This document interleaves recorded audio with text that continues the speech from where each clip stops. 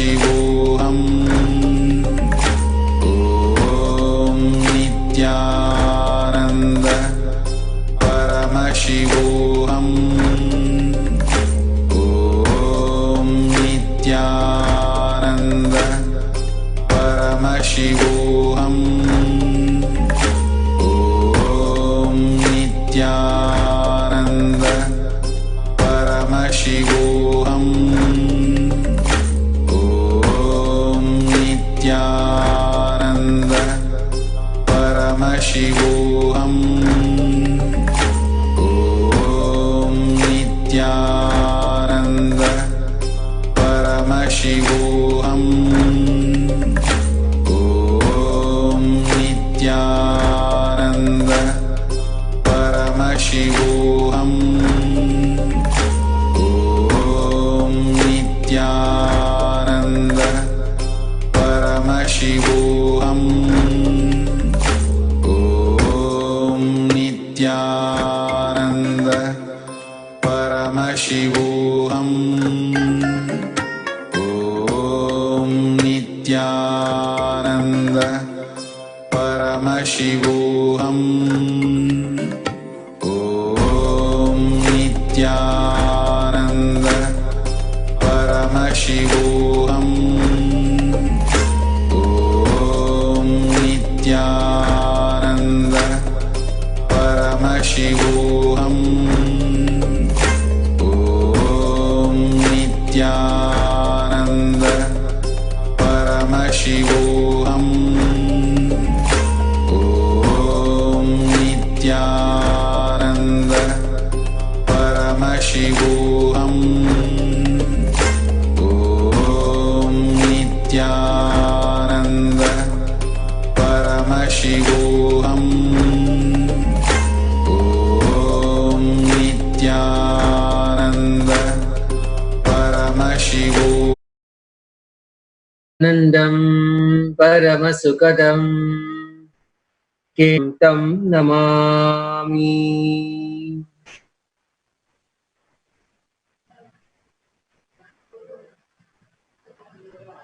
With the most divine blessings of the Supreme Pontiff of Hinduism, His Divine Holiness Bhagavan Nithyananda Paramashivam, we welcome you all with our love and respect.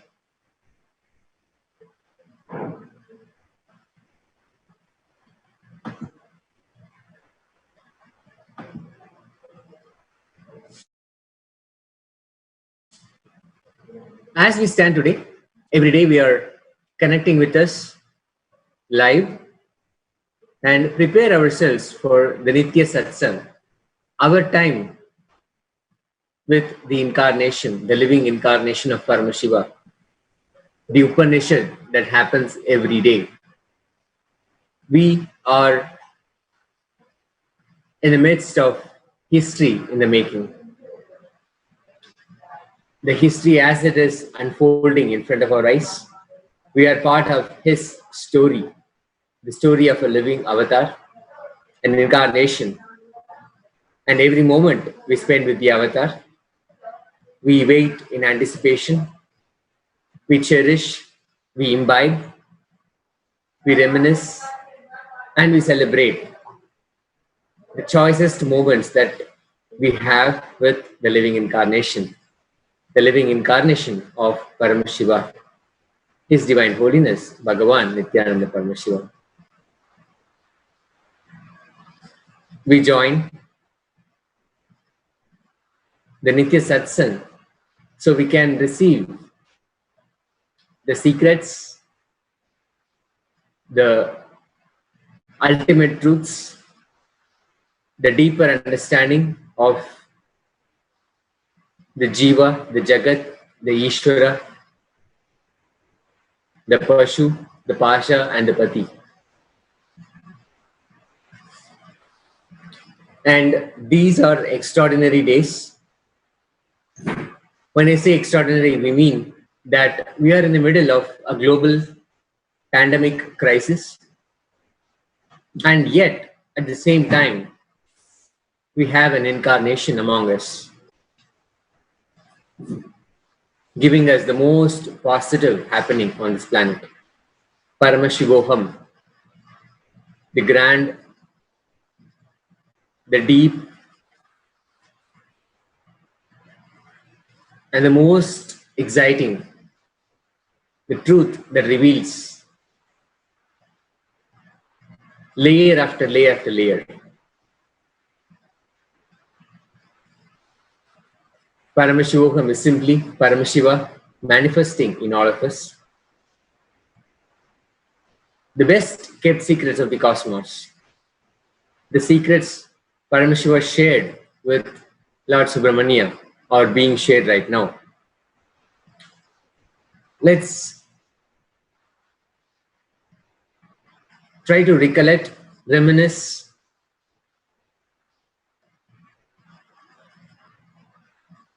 and listen to the secrets that were revealed yesterday, the gist of what it was yesterday. Swamiji says he will reveal the Tripura Rahasya. Tripura means not just the three worlds, but the infinite worlds. The Rahasya, the secret of all the worlds, not just the three worlds where we call as the Bhutala, the Bhuloka, where we, Bhatala, and then the Bhuloka, where we are, and then the heavens, the heavenly abode of the Devas. But here, Swamiji says, it is not just the Tripuras, doesn't just mean the three worlds, but the infinite worlds. In Sanskrit, it is always one, two, and infinite. So the secret of the infinite worlds.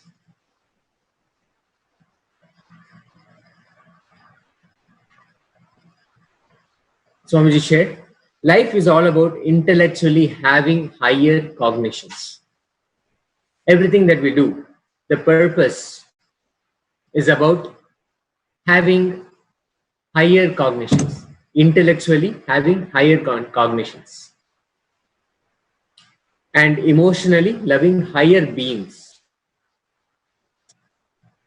consciously manifesting the higher form of existence, higher realities. First, intellectually having higher cognitions, then emotionally having love for the higher beings, and consciously manifesting the higher form of existence.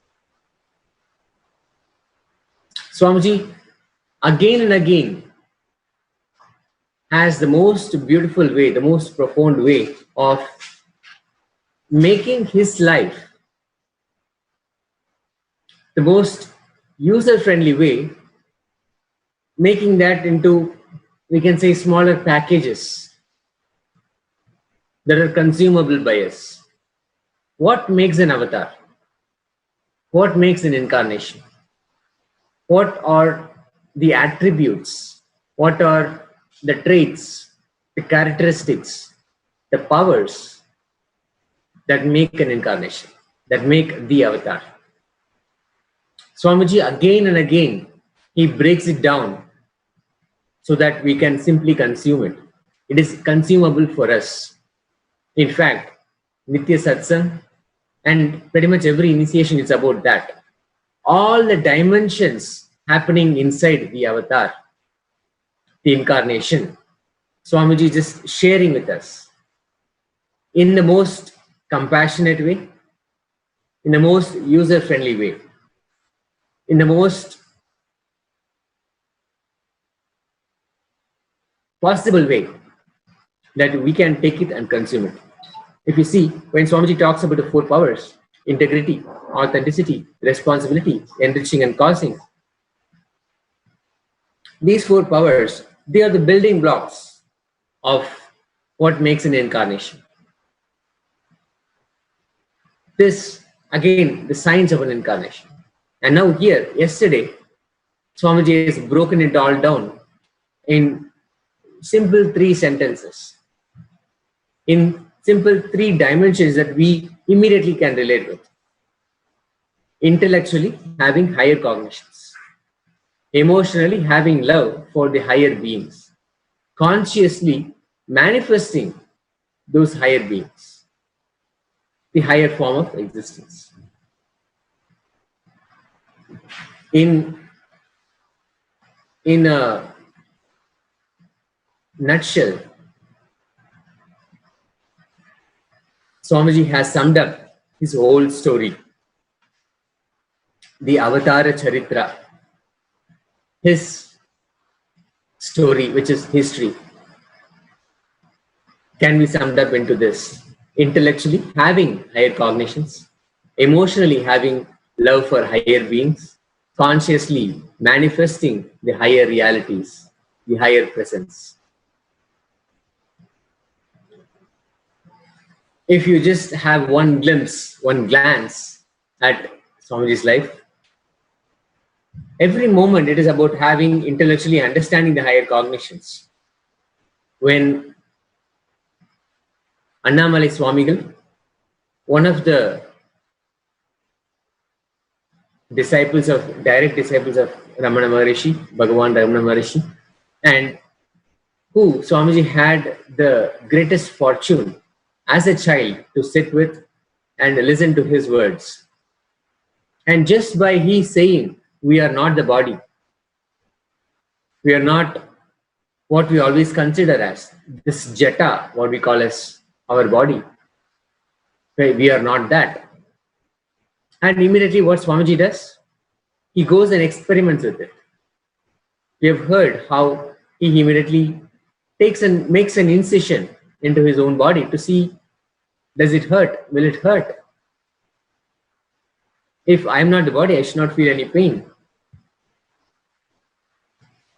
Intellectually, having higher cognitions. And then, of course, so many stitches have to be made, and then they all take him back to Swami, Annamalai Swamigal. And then he gives a further technique. So then ask, who is the one who's saying I have the pain? A deeper understanding, a deeper cognition. And then, of course, Swamiji goes and sits in the Power Kundra, the coral hill. It's actually a hillock, a rock. And when he contemplates more on that question, when he goes deeper into that question, it becomes a quest, and ultimately leading him to his first conscious experience. Here, in this one event happening in the life of the avatar, we are able to see intellectually having higher cognitions, emotionally having love for higher beings. Of course, there has been ever a shortage of that happening in Swamiji's life. How much we, his disciples and devotees and followers, connect with Swamiji with the utmost love is simply a reflection, maybe just a mirror image, or how Swamiji tells how he has related with his gurus, his childhood icons, his superheroes, Ramana Maharishi, Annamalai Swamigal. And we have not even talked about his relationship, the way he related with Arunagiri Yogeshwara, his first love, the love for higher beings, having the love for higher beings, which means having the love for their life, their cognitions, the truths that they represent. And then, of course, having Paramashiva manifest, having the higher existence manifest. All of this put together, we can see the whole the Avatara Charitra, the history of the Avatar, is simply this happening. It can be very beautifully imbibed by just understanding these simple things. This is the Tripura Rahasya. And we see that Swamiji has lived, showcased, enacted the Tripura Rahasya through his life. Intellectually, understanding, having higher cognitions, emotionally having love for higher beings, consciously manifesting the higher realities, the higher existence, Paramashiva. And it is the Advent, the purpose of the Advent, the avataric mission, the purpose of Swamiji's mission is to recreate that experience in as many people as possible, so that this, the Tripura Rahasya, is shared with the whole world, and more incarnations happen, more and more enlightened beings happen. This is the crux of pretty much everything that Swamiji does, including the vision for Kailasa. Kailasa, of course, the greatest Hindu nation. The Kailasa space is simply built for that purpose, so that this temple-based civilization can be revived.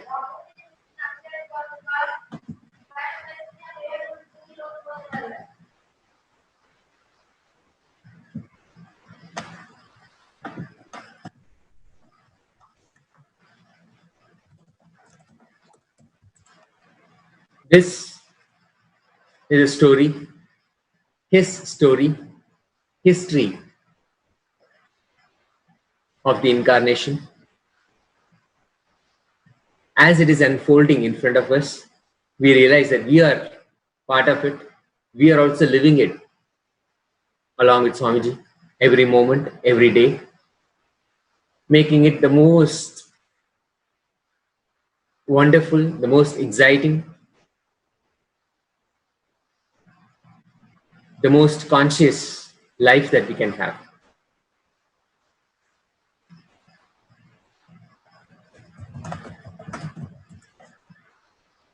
The advent of the avatar had to happen in a conscious way.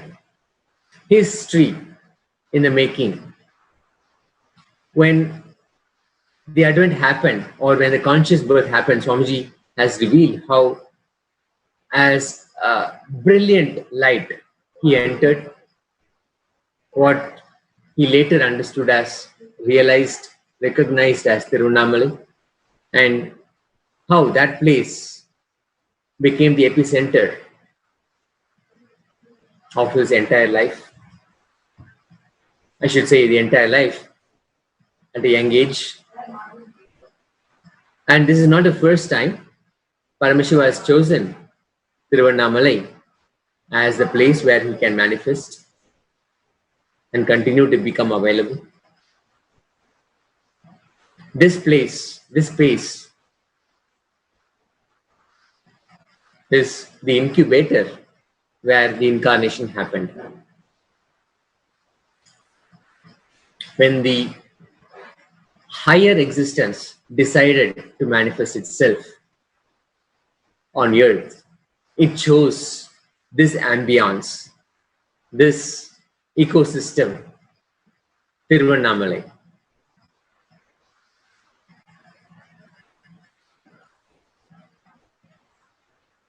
It has been for the ages the place that Paramashiva has happened time and again. And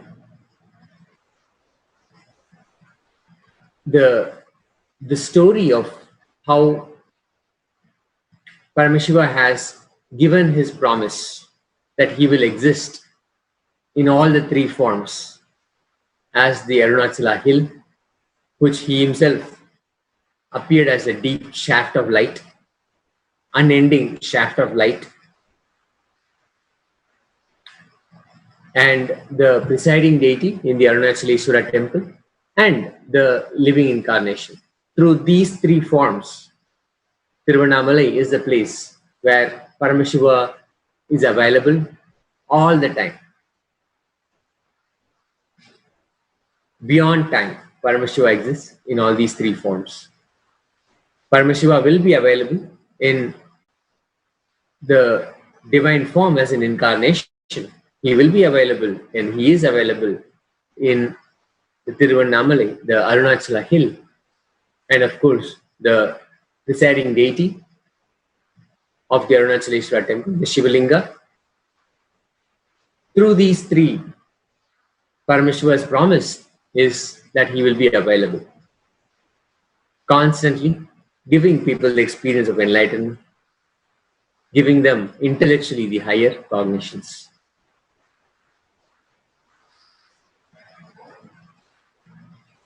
To have the higher cognitions, we connect here to the Nithya Satsang. We sit in Upanishad.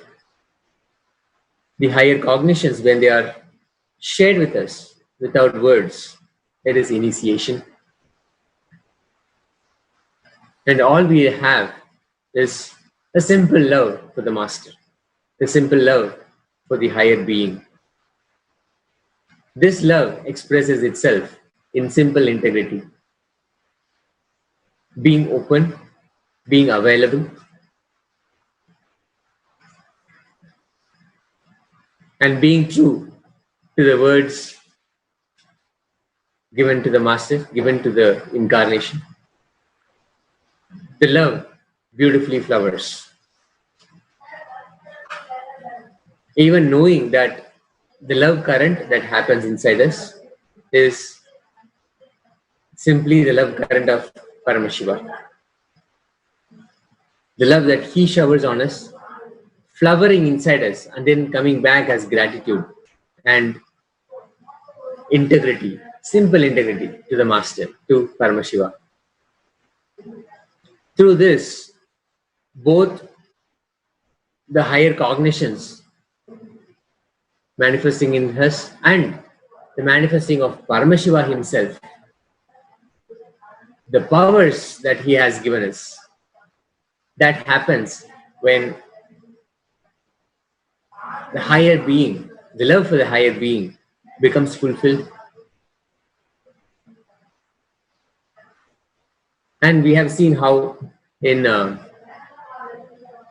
all our lives we have experienced this. The gratitude, the love that we have for the incarnation, for the Guru, even in the form of offering our Guru Puja,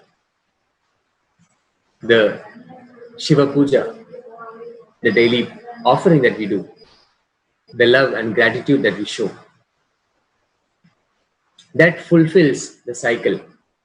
If you look at the whole routine in the morning, the spiritual routine, that is, the puja, where we express our love, the satsang, where the deep incarnation, the deep cognitions are imparted, and the power manifestation, where manifesting of the higher beings happens. All of this, Swamiji has beautifully made it as a daily spiritual routine for us. This is the incarnation, the avatar, out of his deep compassion, ensuring that the experience that flowers in him also happens in all of us. When the incarnation chose Tiruvannamalai as the location where his advent will happen, where he will become available, there are so many reasons. There are so many factors that brought it all together so that Tiruvannamalai became place of choice. It became the epicenter of all spiritual activity. If you see right now, the whole science, the science of living enlightenment, the science of Paramashivatva, manifesting Paramashiva, all originated. The Adi Sarvagnipita happened in Tiruvannamalai. It has been a spiritual incubator for time immemorial. Paramashiva has manifested himself and chosen Tiruvannamalai before. There is a conflict between Brahma and Vishnu, the Lord of creation, Brahma, and the Lord of sustenance, Vishnu. They have a conflict about who is better. Paramashiva, they go to Paramashiva and he decides to settle it once and for all. And in the same process, how every action of Paramashiva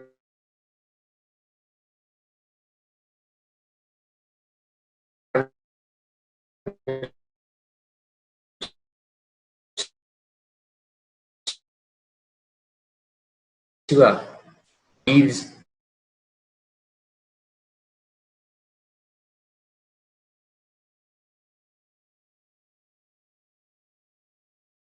experience of Paramashiva can be shared. When Brahma and Vishnu come to Paramashiva with this conflict, who is bigger, who is better, he says, let me appear as a huge shaft, a shaft of light. Whoever is able to find the end, either the top end or the bottom end, will be declared as the supreme, the better person, better between the two. It's almost like a competition. And then Shiva appears as a brilliant, huge shaft of light.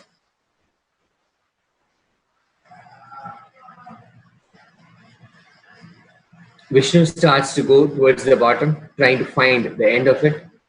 And Brahma travels to the top, hoping to catch the head of the shaft.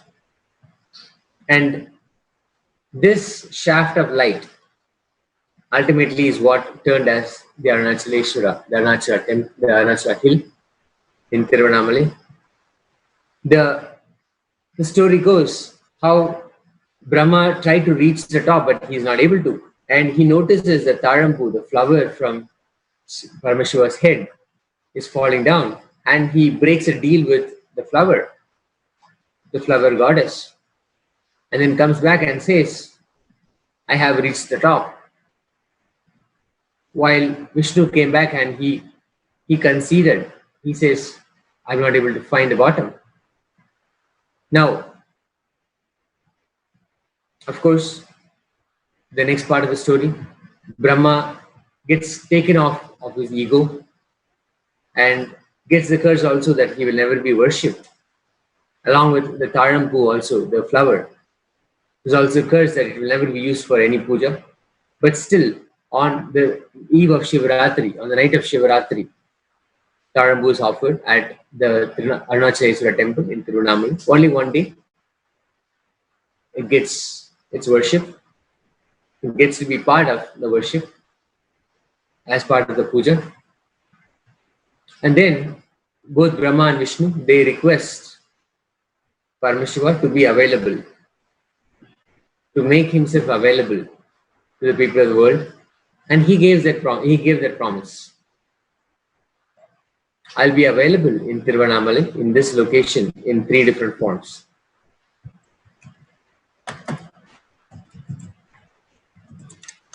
One as the Arunachala hill, where the huge, brilliant shaft of light happened. The presiding deity of Arunachaleshwara temple. And then, of course, the living incarnation. We have an unbroken lineage of living incarnations happening in that same space in Tiruvannamalai. that continues with the current pontiff,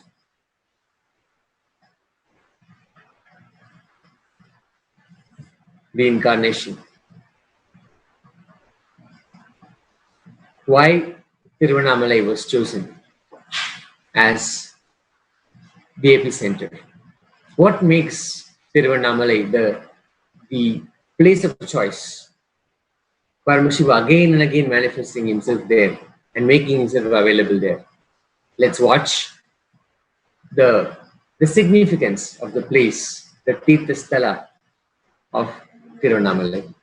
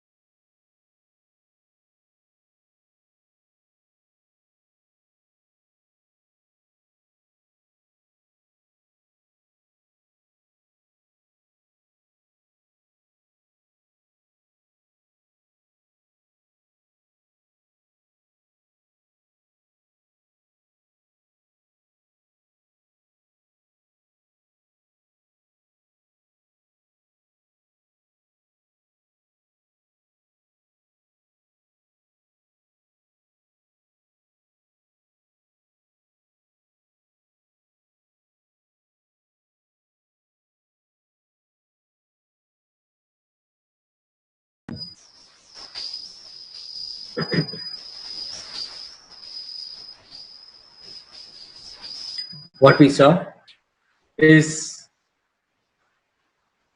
a glimpse of Tiruvannamalai, the place, the location, and also the grim reality that we face.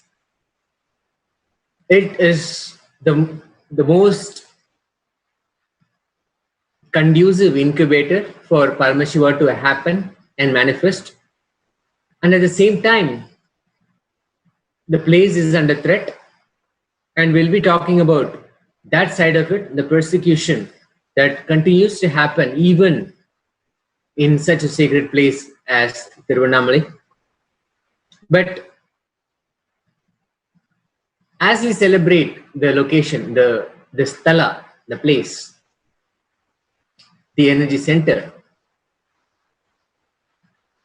we could see how the whole ambience is right. It is conducive. It is created for that purpose.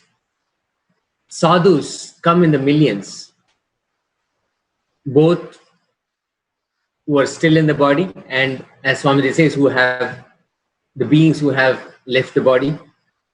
The whole Arunachala hill is house to a lot of enlightened beings, liberated beings.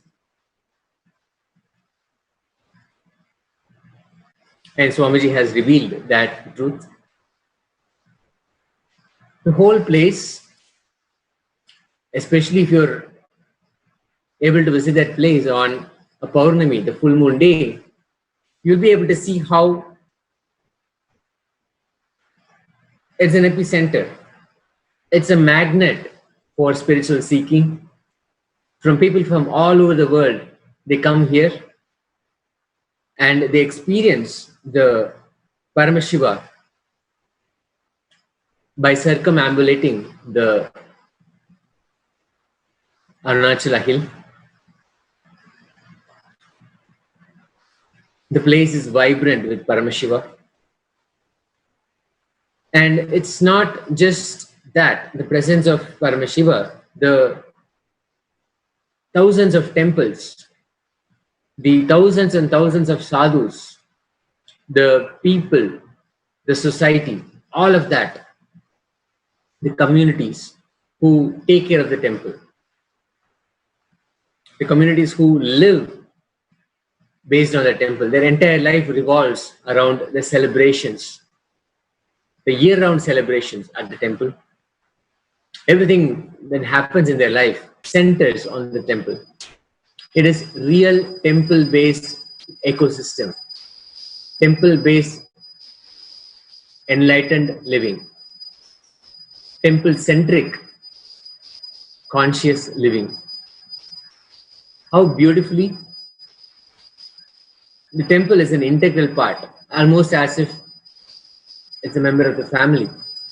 And it is, because as Swamiji has said time and again, people refer to Arunachaleshwara, Paramashiva, as Appa, the father, and Parashakti as Amma, the mother.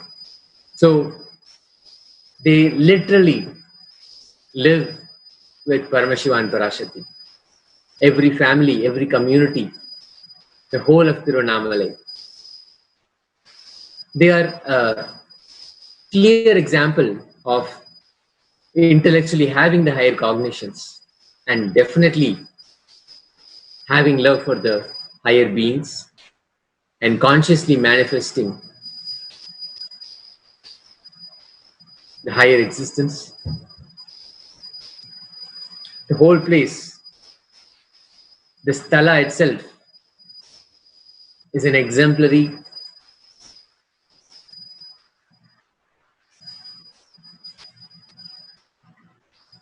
portrayal, happening, existence of these three truths as expressed by Swamiji yesterday. Life is all about this, Swamiji shared.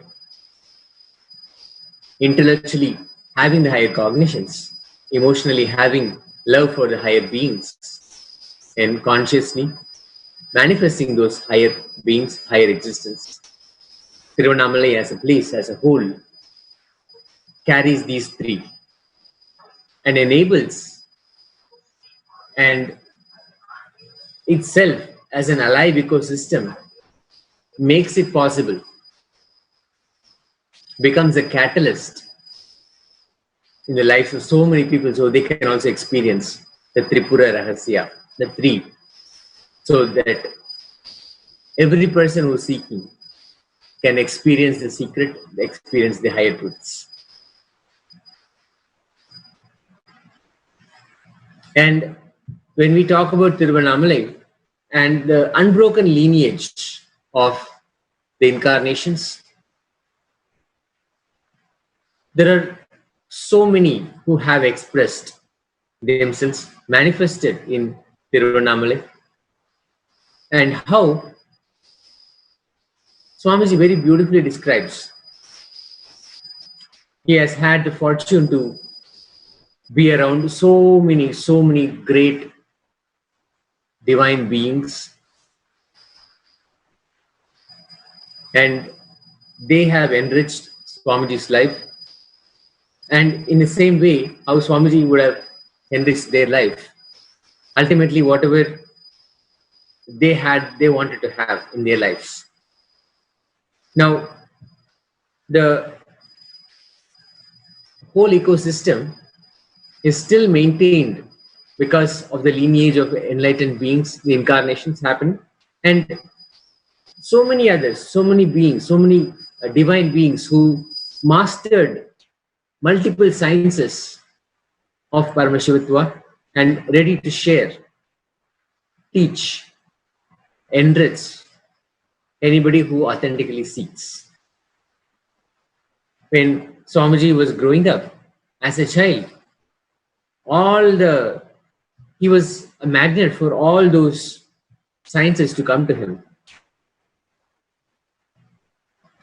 The fact that all of them were available, accessible, that makes the Tiruvannamalai space the ecosystem. As part of the ecosystem, of course, Swamiji talks about the multiple divine beings that he has been in touch with. Ramana Maharishi, the incarnation in the long lineage of incarnations from Tiruvannamalai. How simple love that Swamiji has for Ramana Maharishi that led to him ultimately have the experience exactly that as Ramana Maharishi had. Intellectually, we may understand that Ramana Maharishi at the age of 16, he had a conscious death experience. He went through death consciously. And by doing that, he can have the highest experience. The experience of going beyond death manifests in you. This is a cognition that we can intelligently associate with, intellectually relate with.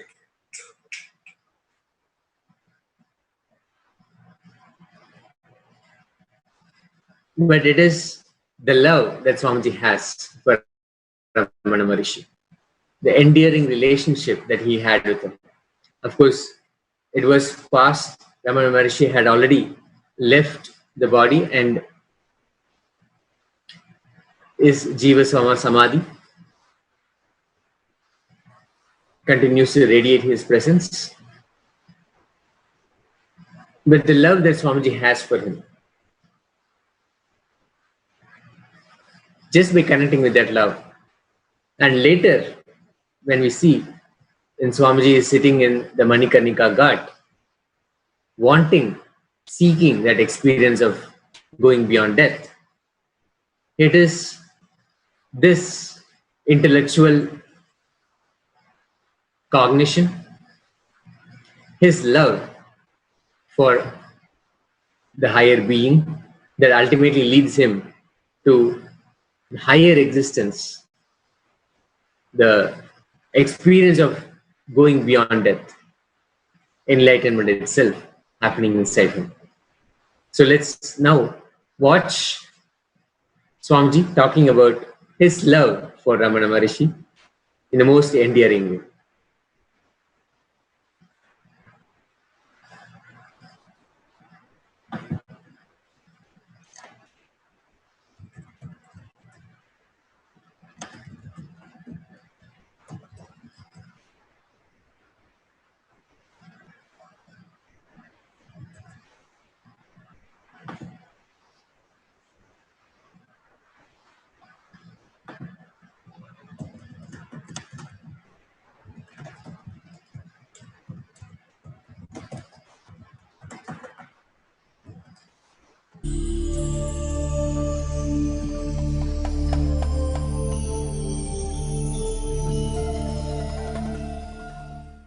yesterday.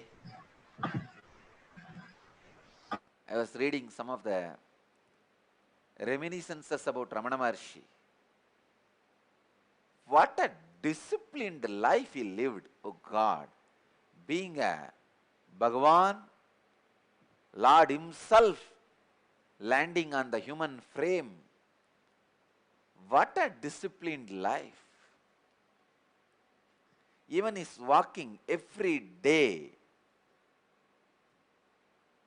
that was his exercise. So much of discipline. At least 1 hour morning, 1 hour evening. He will not miss walking in the uphill. When I read the reminiscences, morning, when he comes out of samadhi, brushing, taking bath, preparing himself to sit for darshan and blessing the devotees, going for a walk, then having very little food, then coming back, again is darshan, then going for a walk, evening, darshan, the chanting and grazing and resting, everything was so disciplined, so regular. Whoever comes, even if the king or queen, those days even kings and queens used to come and have his darshan, he will not miss his walk. Even if the king or queen comes, they have to sit and wait. And he will not miss his time with his monkeys and pet animals. Even if the VIPs come, they have to sit and wait. He will tell them, no, this is the time for animals. Every day, he used to spend at least an hour or two. He had lot of pets, monkeys, peacocks, snakes, cheetah, rabbit, all sorts of animals. I can understand those days Arunachala would have been so rich. When I remember him and his life, I can never stop my overflowing emotions and devotion. I can say you may love any number of people in your life, you may marry any time in your life, you may do whatever you want, but your first love, the boy or girl who caught your heart or attention in your childhood, stays in your heart forever, even after that person changes his form or quality. Same way, my first love is Ramana Maharshi. How many masters would have entered my life? How many people would have impressed me? How many people would have given me experiences, enlightenment, spirituality, different experiences? But Bhagavan still remains as my first love. Even after you grow, your priorities change, your preferences change, your taste changes. But even then, when you search for your life partner, you will see the imprint of your first love continues to remain and influences your search. Same way, Ramana Maharshi is my first love, and any number of masters I may connect with, worship, relate, have experience, darshan, read, but he continues to remain in me, influencing, inspiring. Any master I see, the qualities I search in them is the qualities of Ramana Maharshi. Only with that scale I measure or judge, understand whether he is a master or not. If I just live like him and die, I'll feel I am fulfilled. What a discipline. What a life.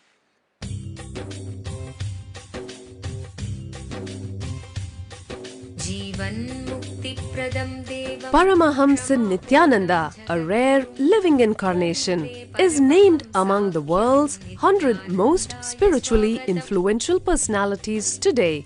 Paramahamsa Nithyananda has been placed alongside Dalai Lama, Nelson Mandela, Oprah Winfrey, Paulo Coelho and others by Mind, Body, Spirit, the world's top esoteric magazine from Watkins, London's oldest and largest bookstore.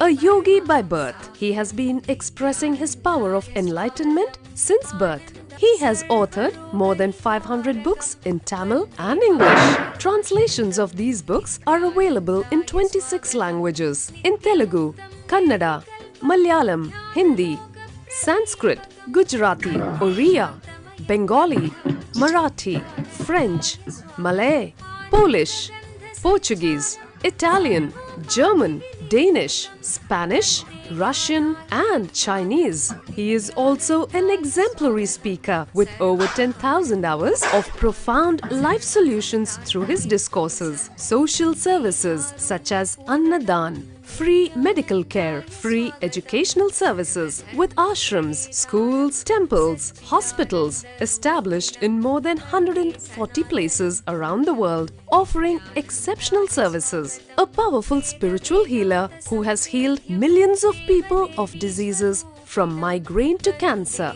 A Kriya Yogi who has formulated Kriyas for physical health and mental well-being, benefiting thousands. A living master who offers practical solutions for our everyday problems. He is the founder and spiritual head of Nithyananda Dhanapeetham, a spiritual powerhouse who has revived the sacred Vedic tradition by establishing Vedic temples in places like Los Angeles, San Jose, Seattle, Toronto, Ohio, Oklahoma, Phoenix, St. Louis, Malaysia, Brazil, Paris, Guadeloupe, Dallas, New York, New Jersey, Atlanta, Calgary, Vancouver, Singapore, and places and graced them with spiritual powers. A dynamic young guru who is an inspiration for thousands of youngsters. India's most watched spiritual guru online.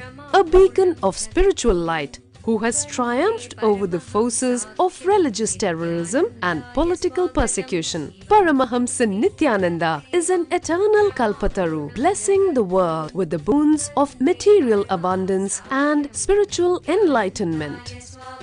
He is the 293rd pontiff of the world's most ancient Hindu organization, Madurai Adinam.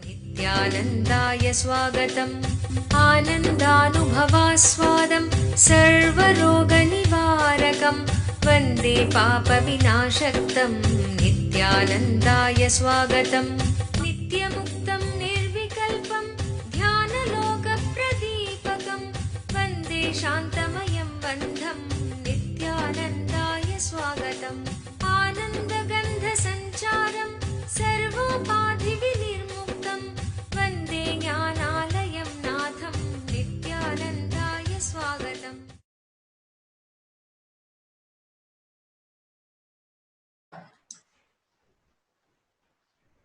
Bhagavan's love for Ramana Maharishi.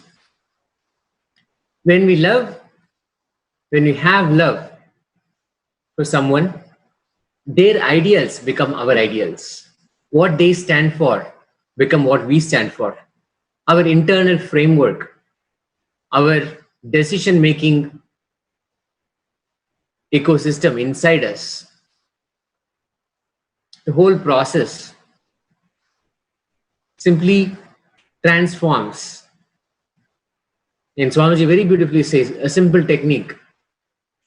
And especially when he's going around the Arunachala hill, and this one night, he's having this ghastly vision of a dog biting off a corpse, a dead body. The way his decision making happens. He simply, what will Annamali Swamigal do at this point? His deep love that he had ultimately becomes the ideal. All the powerful cognitions that they represent, they embody, all of those, they become our inner infrastructure, our decision making system, what we base our life decisions on. That platform that gets built by the cognitions that the beings who we are in love with, whatever they embody, whatever they represent, the truths that they deliver.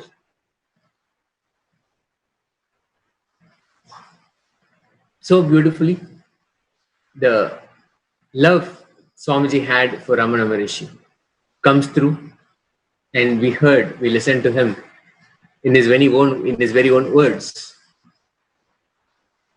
how the love happened.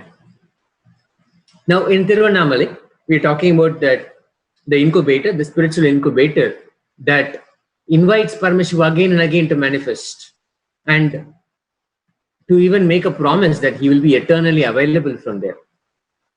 Now here, the space of Tiruvannamalai is one of celebration. And how Swamiji has shared, the temple, constantly there is this celebration after celebration. There have been discussions about the 3 C's of Hinduism. And if we keep watching, if we start understanding what it is, celebration has to be there. Because it is a key component of having life as a constant celebration, continuous celebration. We always move from one utsav to another. There is never a shortage, or rather never a break in utsavs, the festivals that happen. A constant celebration that keeps on happening. So the ultimate happening of Paramashiva as the huge shaft of light, as Arunachala, that event is celebrated as Kartikai Deepam. This celebration, expression of love for Paramashiva, expression of our love for a higher being, nurturing that love is celebration. Celebrating the Leela is the expression of love. In whatever way, however we cognize, however we internalize, we just simply celebrate the happening of the avatar, happening of Paramashiva. The Avatara Leela, celebrating that is Utsavam, festival, constantly celebrating that. It reminds us of the higher cognition. Intellectually, we imbibe it. It strengthens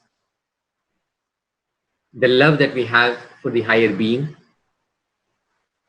and eventually leads us to manifesting that higher form, the higher being, higher existence. Kartikai Deepam is the most celebrated festival in Arunachala, in Tiruvannamalai. And when in the whole spiritual ecosystem celebrates, we can actually see, we can actually imagine, visualize how it will be. Celebrating the presence of Paramashiva among us in so many different forms. In whatever form Paramashiva is available, celebrating his presence. That is Kartikai Deepam. And the Deepam, the lamp, the light, is again a celebration of the huge shaft of light that Paramashiva appeared. So let's watch this short clip about how Kartika Deepam is celebrated and what really happens, how it is celebrated in Tirunamala.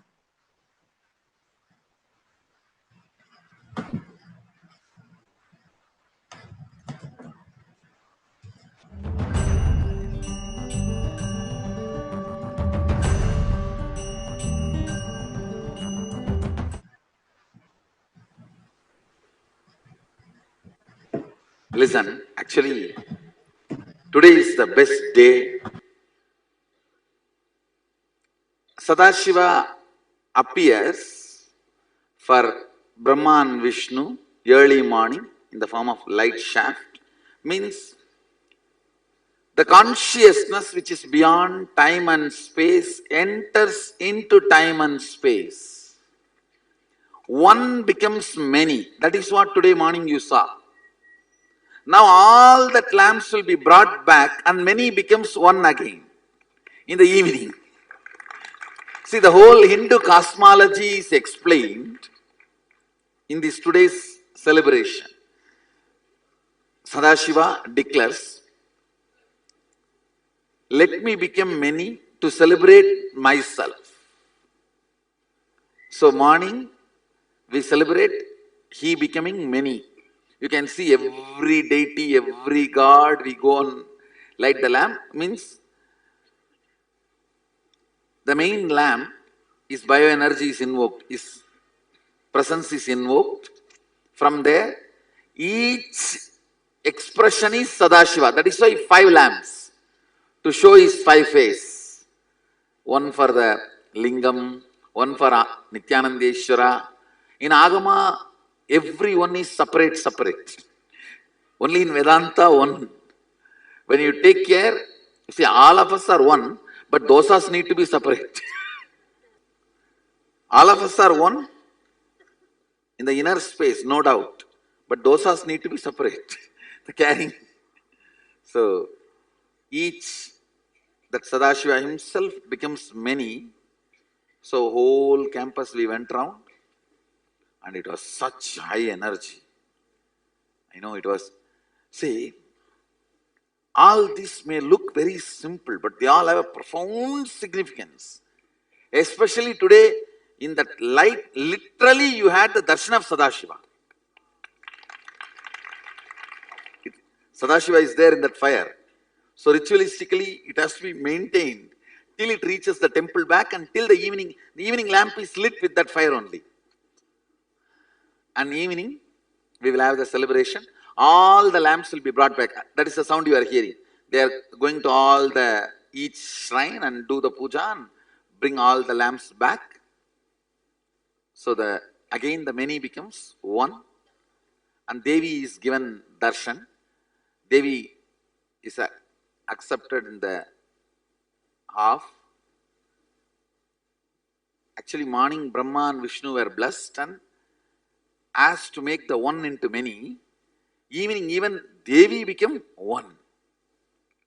The whole thing becomes one. You will see you will also have the darshan of Ardhanarishwara evening. Means the Sadashiva in the form of Shiva and Devi. You will have darshan in the evening. Not only spiritually, even socially, this celebration forms a very important part of my life. Because this is the only celebration I enjoyed from my birth, at least in this body. The whole Arunachala will be vibrating. Usually, every year I go to Arunachala for this. It's around 20 hours celebration. Early morning to tomorrow morning, Sadashiva himself will go around the hill. So with that the ritual concludes. Tonight after the Deepam, Sadashiva's deity will be brought. He will go around the whole hill with all the paraphernalia which you guys are seeing now here, with all that fun and paraphernalia. He will go around the whole hill. Around 30 lakh people will walk all around the hill. It's called Naramalai, means garland of human beings. will be put for that hill. And he will be garlanded. The whole hill will be garlanded. Today in 3 items.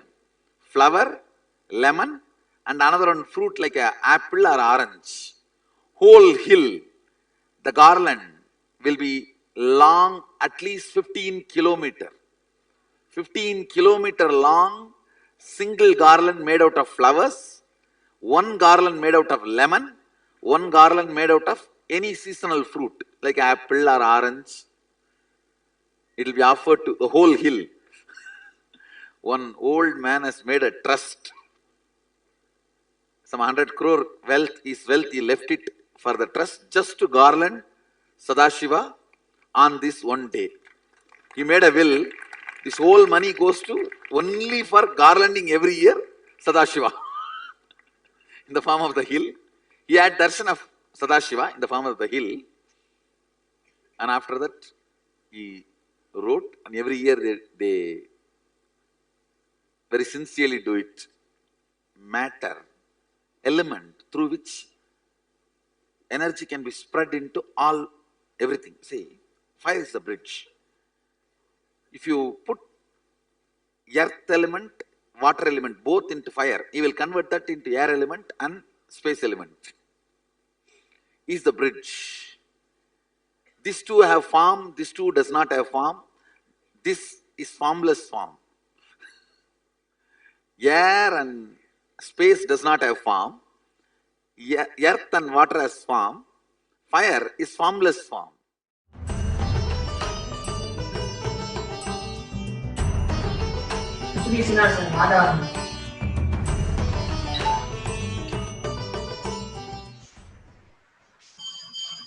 So, the space of Tiruvannamalai as an incubator in so many different ways supports and ensures that the Tripura Rahasya, intellectually understanding the higher cognitions, emotionally having love for the higher beings, and consciously manifesting the higher existence. This is the essence of life, as Swamiji very beautifully laid it out yesterday. And also Swamiji gave this key. Not only the truth, but also the key through which we can achieve that experience, attain that experience of the truth. Whenever we receive something from Swamiji, like he has said, reduce the intake of solid food, just have one solid food per day. Swamiji says, doesn't have to be immediately that you jump into that mode. You can even take it up as a 1-month project or whatever that may be for yourself. Maybe from where you are, reduce the consumption of solid food. Maybe reduce it to 2 days, 2 times a day, and then slowly come back to one meal per day. Like that, the gradually moving towards the truth, the experience that Swamiji has told us, the spiritual guideline that Swamiji has given us. Now, this can beautifully be applied as a key to ultimately attain the truth. Because the more that we consume solid food, the more we relate with ourselves as a solid entity. The jata that we carry, the body that we carry. Less and less, of course, physically, what happens is a completely different story. Physically and even psychologically, physiologically rather, whatever happens within the body, the physiological changes that happen in the body, they are a complete different dimension. But spiritually, it centers ourselves and helps us align with more and more deeper, subtle truths the grooves that are made in our brain when we have more liquid food, when we intake, for example, only one solid food per day, and the rest of it as in a liquid form. And Swamiji also said we can have as much liquid as possible as you want, but just have it as liquid. But when it comes to solid food, just have that one meal per day. And this is a spiritual guideline, an instruction that Swamiji has given. And he has also given the key how to make it happen for us. As an incarnation, the avatar knows the constant emotional, psychological ups, downs, physiological, all of that.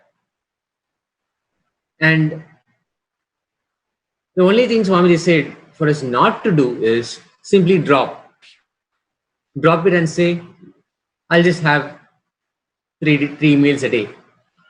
Wherever we are, it doesn't matter. But let's have a plan. Let's say it is a 3 months plan for some people. Let's say it is just a 1 month plan and 21 days, or even 21, or maybe 3 days, or even 1 day, or even just today. The gradual leading us into that practice, into that instruction, is the key, or rather can be a key. But simply dropping it and continuing with whatever has been given as a spiritual instruction, that stops us from intellectually having higher cognitions. And physically, we have to be prepared. And this is the whole science of preparing ourselves from the physical aspect of who we are, physiologically what changes can happen in the body, and even emotionally what can happen. All of the psychologically, the changes that we go through. Through all of that, for an incarnation to deliver, have us experience and manifest Paramashiva. The mental grooves, the brain grooves have to be made. The subtle grooves have to open up. And for that, this is required, this is needed. And Swamiji has given it as a spiritual instruction towards that. And even that, the compassion of the incarnation is so deep. It also gives us the key to unlock, to make it happen for us. How to make it happen for us? Instead of making it a sudden attempt and maybe just it doesn't work and we drop it and then can go back to the existing meal routine, instead of doing that, taking it up as a project. Let's say six months for some people, 3 months for some people, 3 days for some people, but getting there, that is the key. So to imbibe the intellectually imbibe, have powerful cognitions, greater, higher cognitions, this is needed. So we can immediately absorb, our brain can visualize, cognize the higher cognitions, the higher truths. And this happens very beautifully when the brain grooves open up. The catalyst, or I can say even the lubricant that helps us transform the shifting of the gears from a certain male routine to another routine, shifting of the gears becomes a smooth transmission. Of course, the transmission system has to be lubricated so that the transmission of the truth can happen. The lubricant is the love that we have for the higher being. The catalyst in the alchemy is the love for the higher being. All of this leading into the conscious manifesting of Paramashiva. There was one more great divine being who Swamiji got to spend so much of his life as a child, and how Swamiji explains, Swamiji talks about him. Ram Surat Kumar, Yogi Ram Surat Kumar. Just being in his presence, the radiating presence, the solutions that he gave to people, the perfect yogi, the tejas, the radiance that Swamiji felt just from the skin. All of that, how beautifully he explains. And if you had to ask about Swamiji, we'll definitely, most definitely have all of these, that attributes we talk about Swamiji. Clearly, the love that Swamiji had for Yogi Ram Surat Kumar has translated, transformed into those truths, into those significant attributes happening, significant dimensions happening in Yogi Ram Surat Kumar, mirroring in Swamiji. You can actually see whatever, as a child, Swamiji looked up to or admired in the beings, the higher beings that he had a love for. All of those now are expressing through Swamiji. And it is for all of us to imbibe and celebrate. So let's listen to the story of Ram Surat Kumar.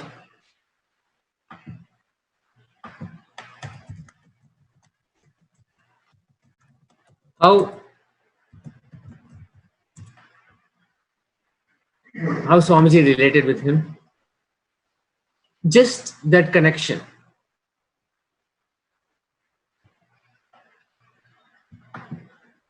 Just that love that happened allowed him to totally imbibe and simply start mirroring his inner space, and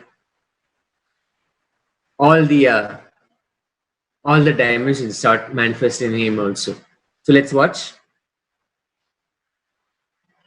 this clip about Swamiji talking about Yogi Ram Surat Kumar.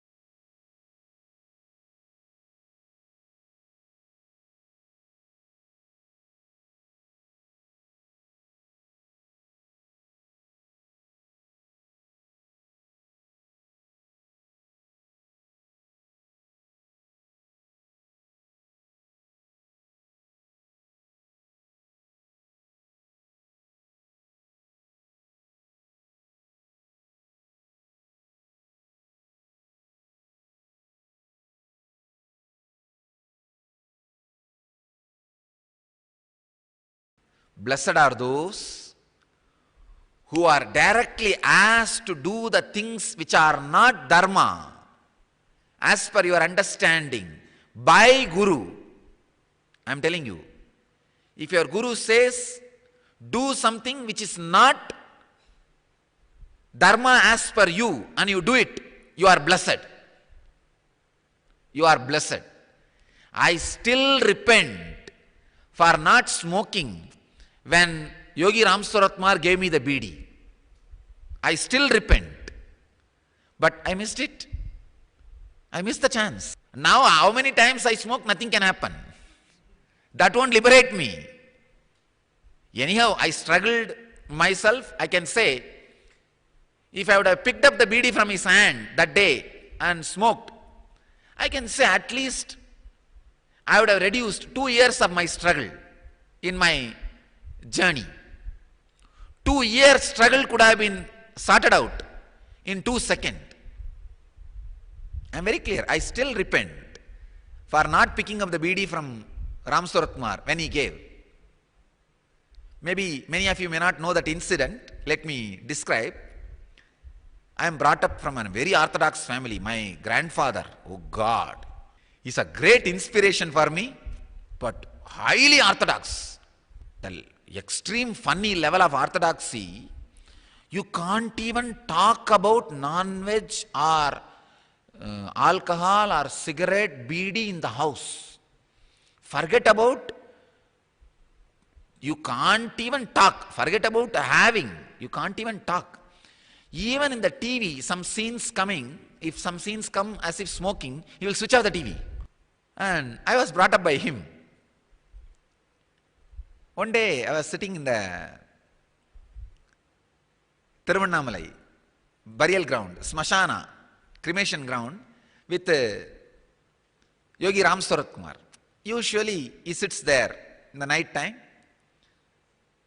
Whenever I ask him, why do you sit here? He says, this is a calm place. Only dead people will not disturb us.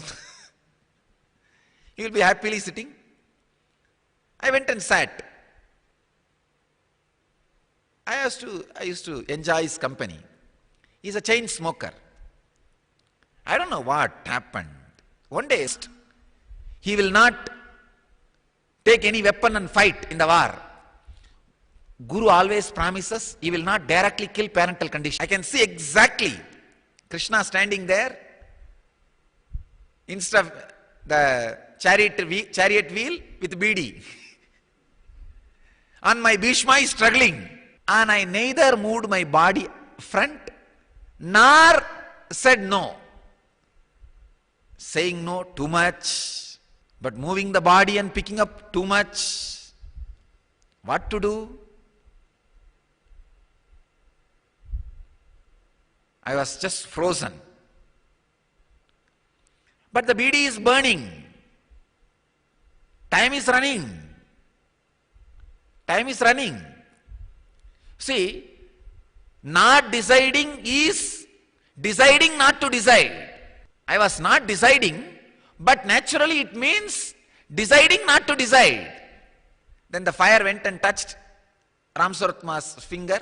He just dropped the bidi. When the fire came near his finger, he dropped the bidi. He just caught my ears, both ears. But fortunately I had such a deep surrender to him, and he was able to force me, and I am blessed he forced me. But still I missed for me not taking the decision voluntarily. He just caught my ears and blew the smoke from his mouth on my face. I don't know what happened. For 3 days, whatever was happening around me was soundless movie. In those days, the movies used to come. No sound, no volume, just the scenes will go. Same way, soundless movie. Everything happening around me without background noise. I am seeing vehicles moving. I can see temple aarti is happening, but no bell sound. Everything was such peace. But even then, of course, after that, never I smoked, not even once. But I repent for not picking up when he gave, when he stretched his hand. Gladly jump beyond dharma. When Master asks you, that is the best thing you will do for yourself and for your enlightenment. I can say only to ask you to do something which is not dharma as per you, master, happens in your life.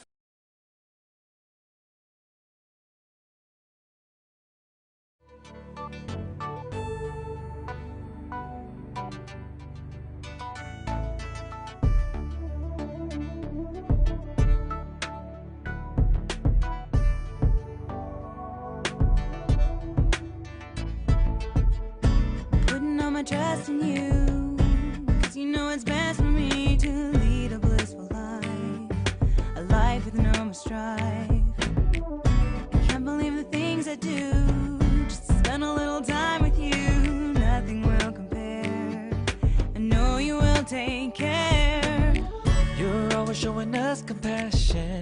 Your love is endless like an ocean. Nithyananda, Nithyananda.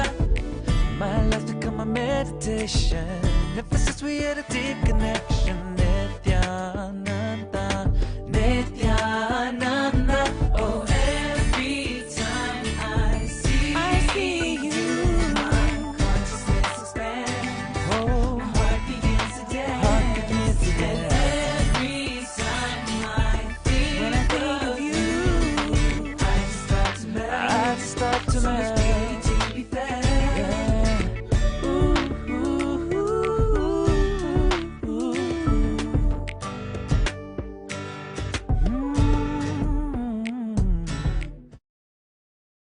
Whatever you think as your strength, like how much cash you have, how much gold you have, how much money you have in the bank, what all properties you have, your secret passwords, passcodes, your strength secrets, you will tell only to your son or your daughter to whom you are going to give your inheritance. Same way, most important, powerful secrets Paramashiva has given to his son Muruga, Subramanya, in Agama called Sarvajnanottaragama. All the powerful secrets the father will tell only to his son. It's too secret. I am going to open that Agama and give all the essence of all those secrets. Secrets of Charyapada lifestyle, secrets of Kriyapada, secrets of Yogapada, and secrets of Jnanapada. I am not only going to teach you, I am going to give you exactly what Paramashiva gave it to Subramanya. Because Paramashiva himself is manifesting through this being now, giving you all exactly what was given to Subramanya. Nothing is required from your side. Just sit like innocent Subramanya, Muruga at the feet of Paramashiva. I assure you, whatever was given to Subramanya, the whole life will be given to you now. Not just words, teachings, not even just experience, life itself. I am talking to each one of you sitting in your room. I will make you all Subramanya.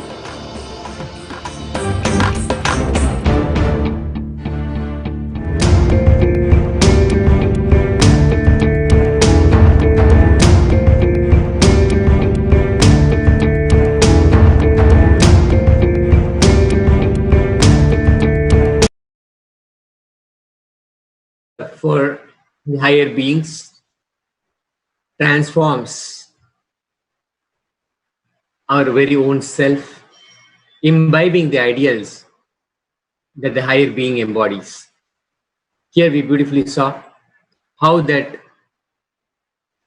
Swamiji's story, his story, has been just this constantly happening again and again.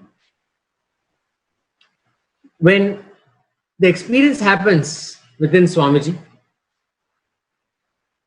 the incarnation, he enacts that experience happening in him for the only purpose of sharing that experience with all of us.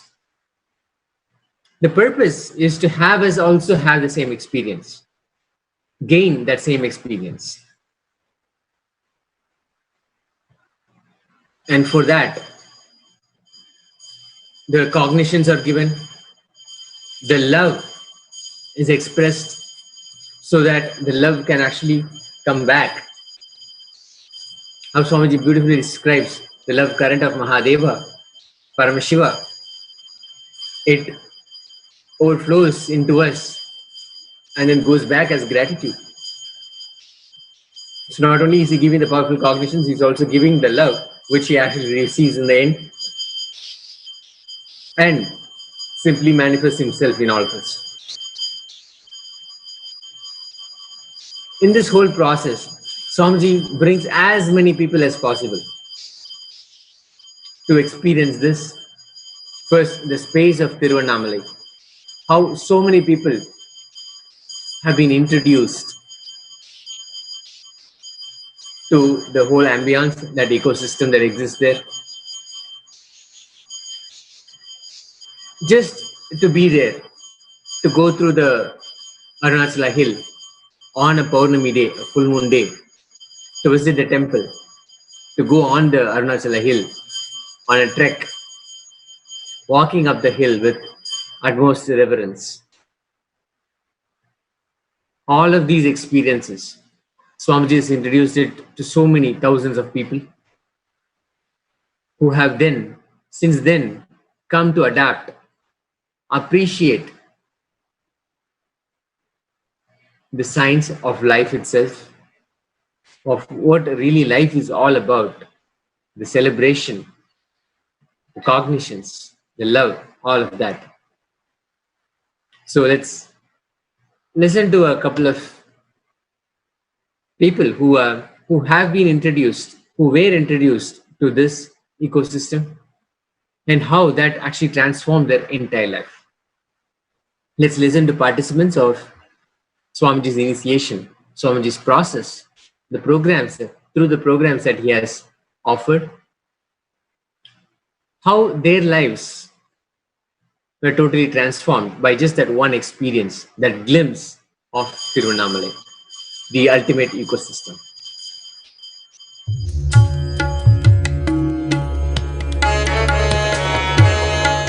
Anyway, we're in Swamiji's home today, and this place is just fantastic, beautiful, spiritual. We're going to be doing fire walking today, body piercing. Man, I'm just really hyped up. Hopefully my voice comes back during those exercises too, you know? All right, Nithyanandam guys.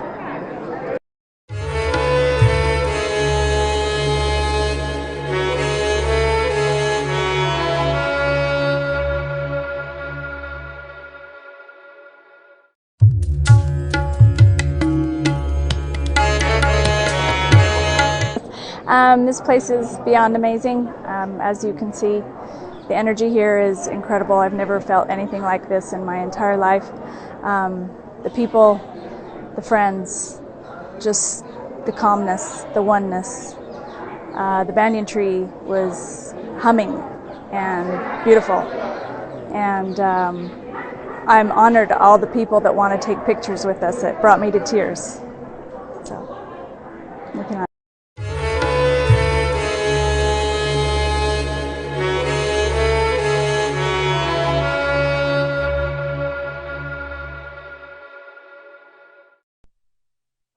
Whatever you think as your strength, like how much cash you have, how much gold you have, how much money you have in the bank, what all properties you have, your secret passwords, passcodes, your strength secrets, you will tell only to your son or your daughter to whom you are going to give your inheritance. Same way, most important powerful secrets Paramashiva has given to his son Muruga, Subramanya, in Agama called Sarvajnanottara. All the powerful secrets the father will tell only to his son. It is too secret.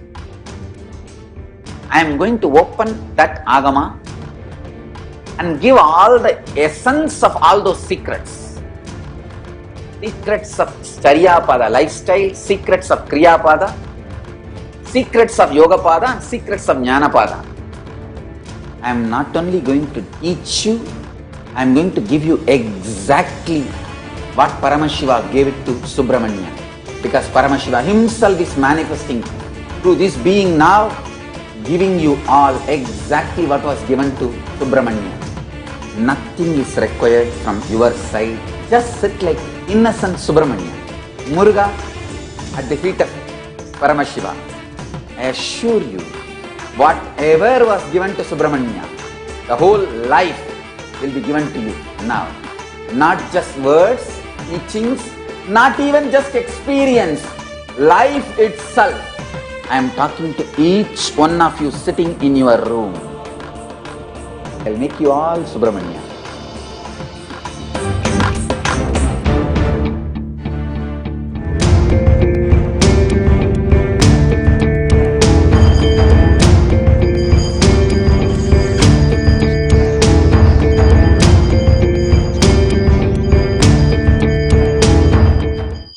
You see the mission of Kailasha, the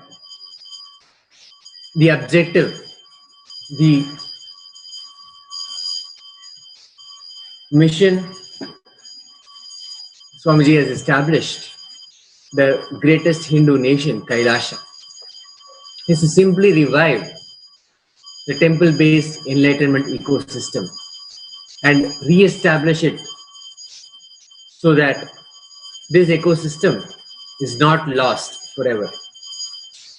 If you see, throughout this childhood, this period of Swamiji's life, his history, so many people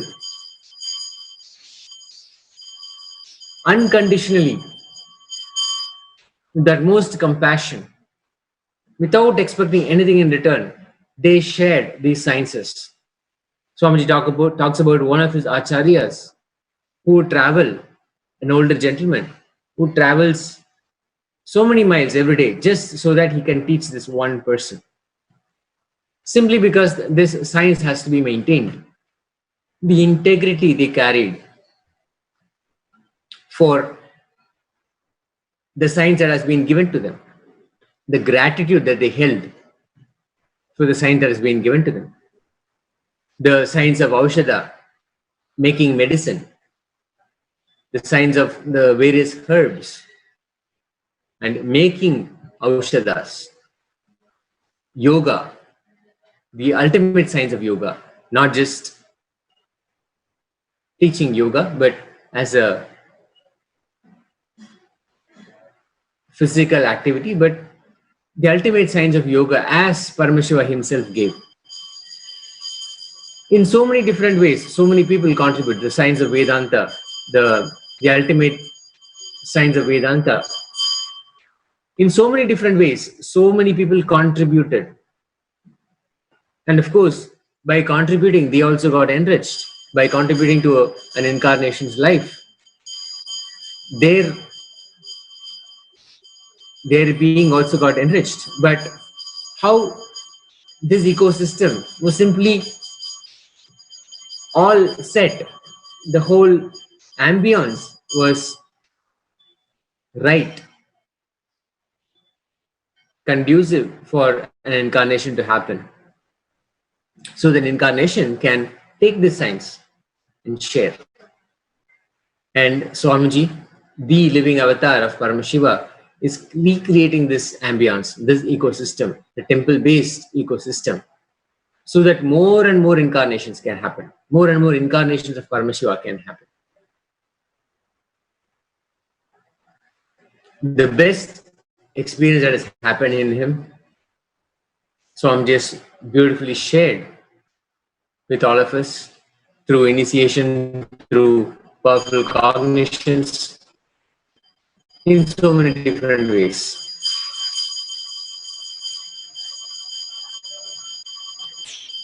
In the revival of the entire Sanatana Hindu Dharma,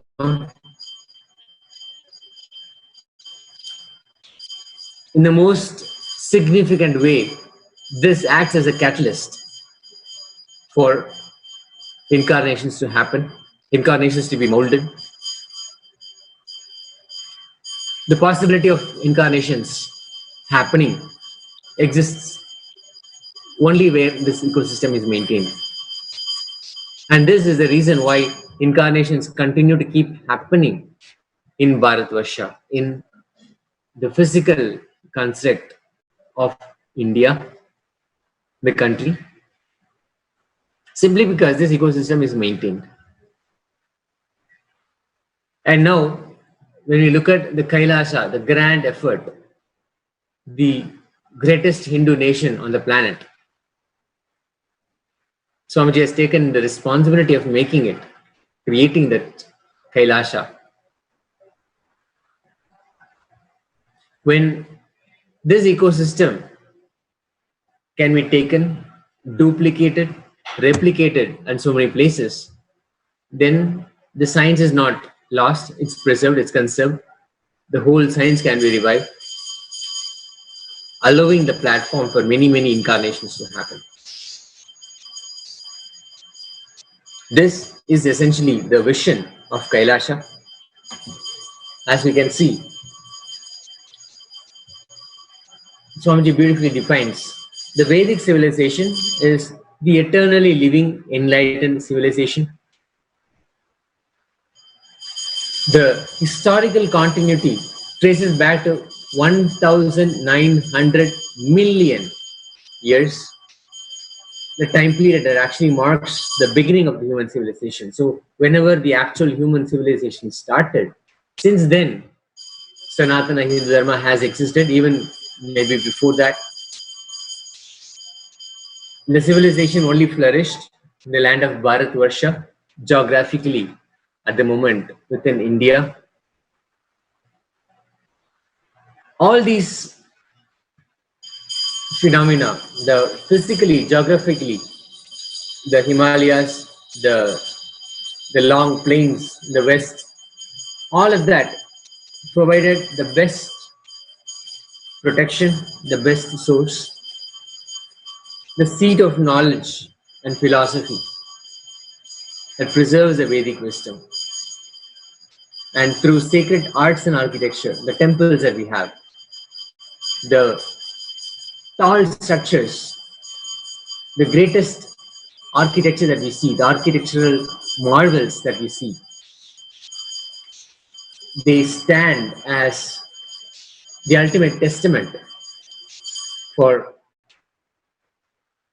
the peaks that the civilization realized.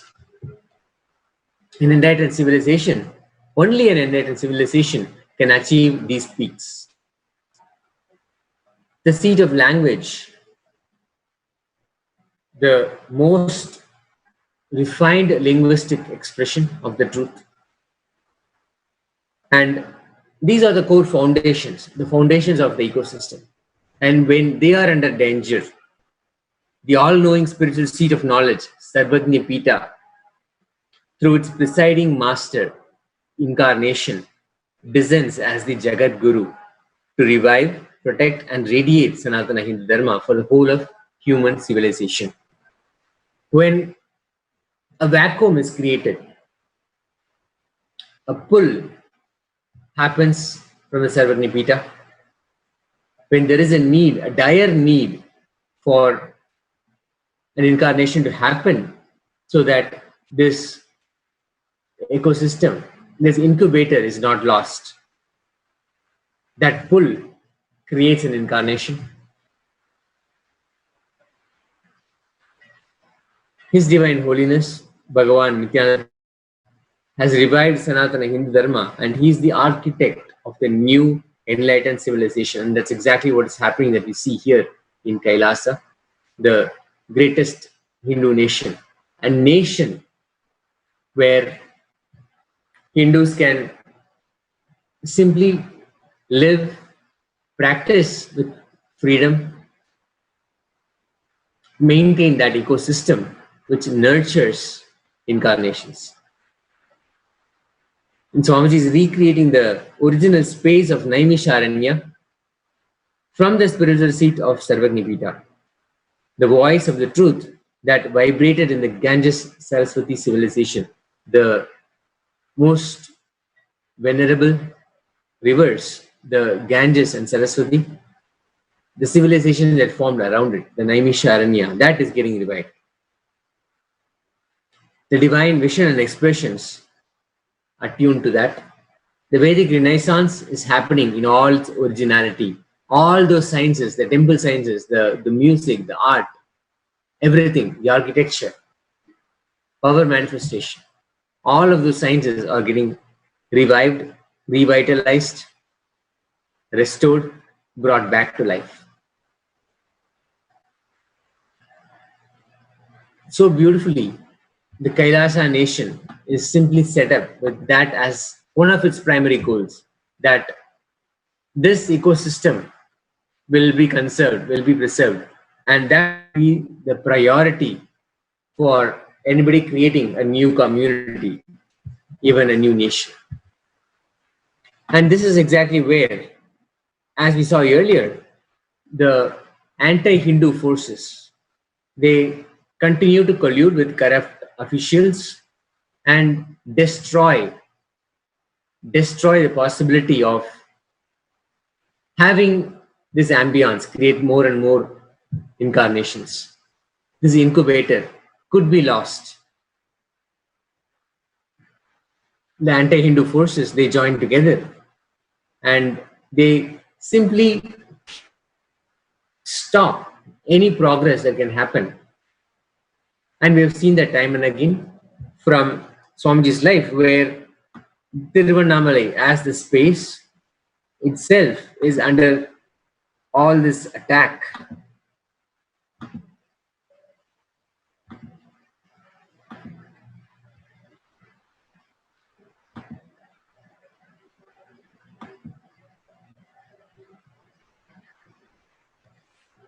As you see here,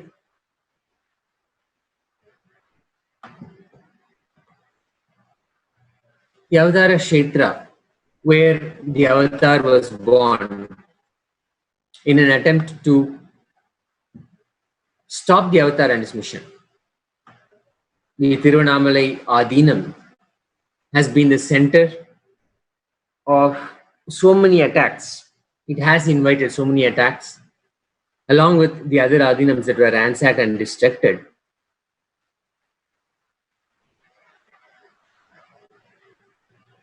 There was a live attempt on March 3rd in 2020, the day after the morph video was put on a corrupt TV channel. Not finding the one they were looking for, the hired locals and anti-Hindu elements destroyed the property and assaulted its residents. And then again in November 2012, the HRNCE attempted to falsely present Nithyananda Peetham, Tiruvannamalai Adinam, a private monastery property, as a public temple, so that they can take over administration and thereby completely destroy its cultural heritage. As we know, even after the Adinam has proved that yoga and meditation programs have been open for everybody of all religious backgrounds and the deities of a personal worship of the residents, the Honorable High Court, of course, gave the order that Nithyananda Peetham is a public charitable trust and the HRNCE cannot stake any claim.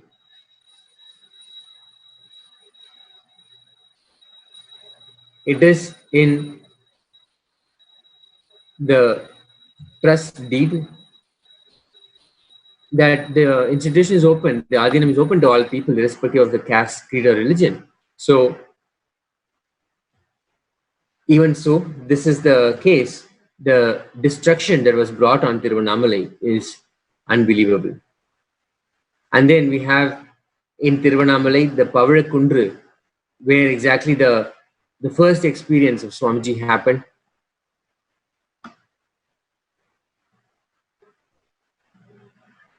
Where his gurus,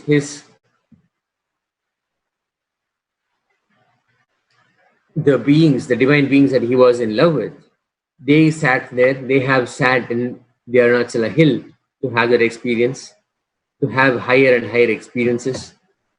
And when Swamiji had his first spiritual experience, beautifully, the whole place became a Shakti Sthala,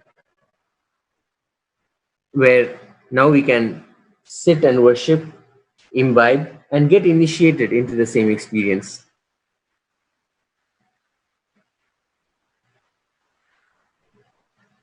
Here you see how on March 2010, hired henchmen had come to look for Swamiji. There was a murder attempt, an attempt on Swamiji's life.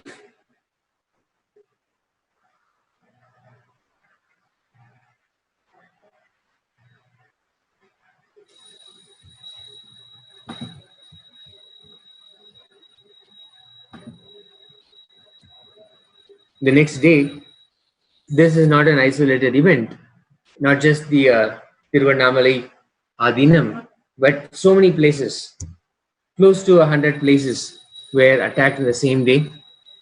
And this was a clear murder attempt. As you see in these pictures, how every location, Nagarkoil, Rasipuram, Kumbakonam, Rajapalayam, everywhere, there was a clear attempt to destroy the temple-based ecosystem, destroy the incubator. So further, it cannot be a source for incarnations to happen. Until the last Hindu is eliminated, this effort is not going to stop. Then, as we discussed earlier, this is not just a fringe group bringing about these attacks. Correct officials are also in the nexus with anti-Hindu forces, and they use every possible crooked cannot be with Swamiji.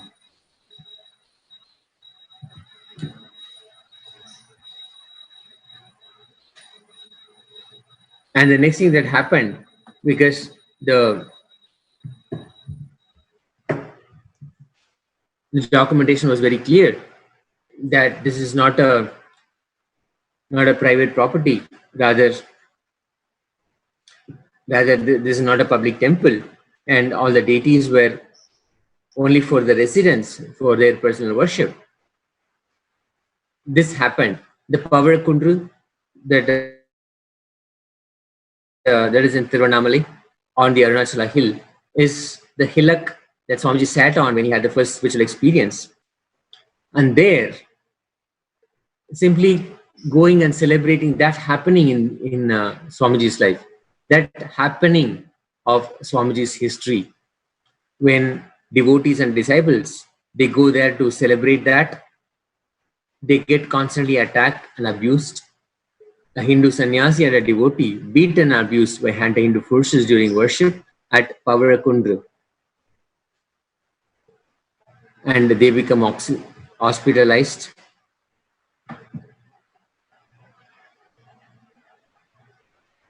The brutal attack that happened on a Hindu sannyasi.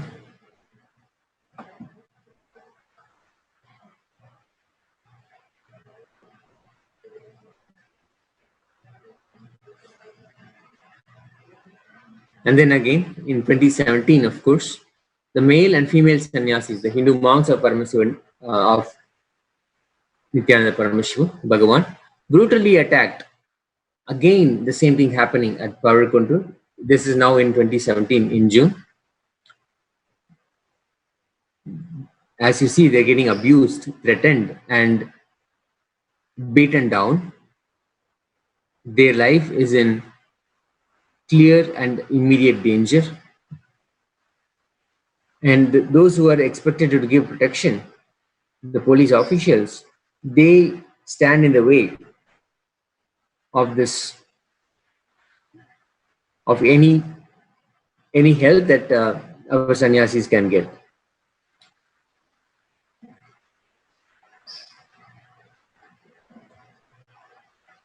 Again, the same thing happening another day, 2017. The Hindu monk getting assaulted, and the shrine that they set up in Pavarakundru, because an experience that's happened for Swamiji is the place is worthy of worship. The place is itself is a Shakti Sthala. And by visiting that place, So many people can, simply by visiting, people can be initiated into the same experience. And this is where the Hindu monks are getting assaulted, and they're deprived us of the worship that they came to do. It is a sacred pilgrim site, the Pavarkund, but the Hindu monks, sannyasis, they are not allowed in there, and they are getting beaten and assaulted, even murdered.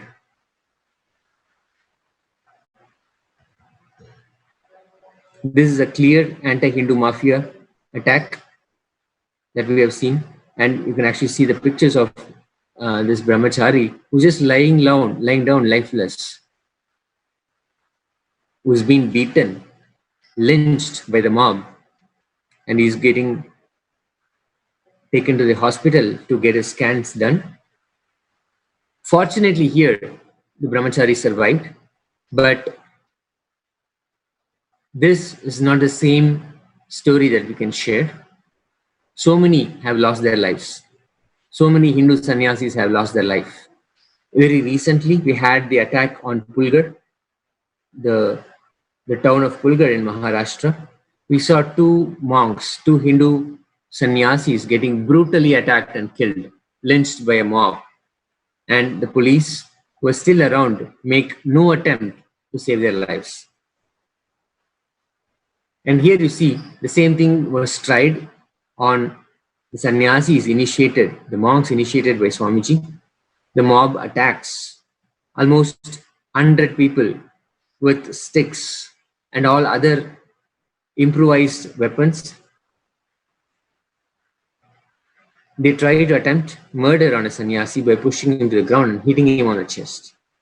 They also used very abusive words on him and threatened them to move out of his place. The anti-Hindu elements again abuse the sacred stila, the Paramashiva stila, which is the Paramakund.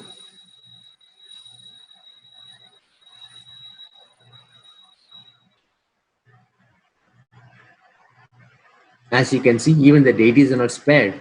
They are also attacked, desecrated. Fortunately, our sannyasis had the support of a few Hindu organizations who were able to help, who stepped forward to unite and oppose the malignant cancer. It's growing rapidly and eating away the core of Hindu practices and lifestyle.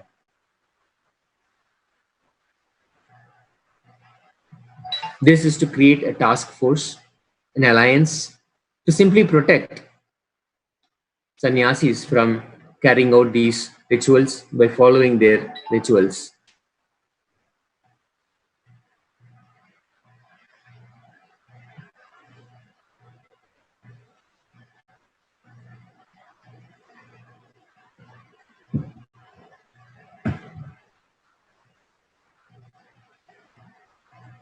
Yet again, just a few days later, there is the illegal arrest of sannyasis who are doing sacred puja at Tiruvannamalai Paravakundru. Even after multiple attacks on Paravakundru, the Mahasadashiva Paramashiva deity, the sannyasis continue to perform their daily sacred rituals. On the day, they were offering abhishekam with milk during the puja. A few minutes later, police and the press media personnel, they arrive at the scene and start recording the sacred ritual and televising it live.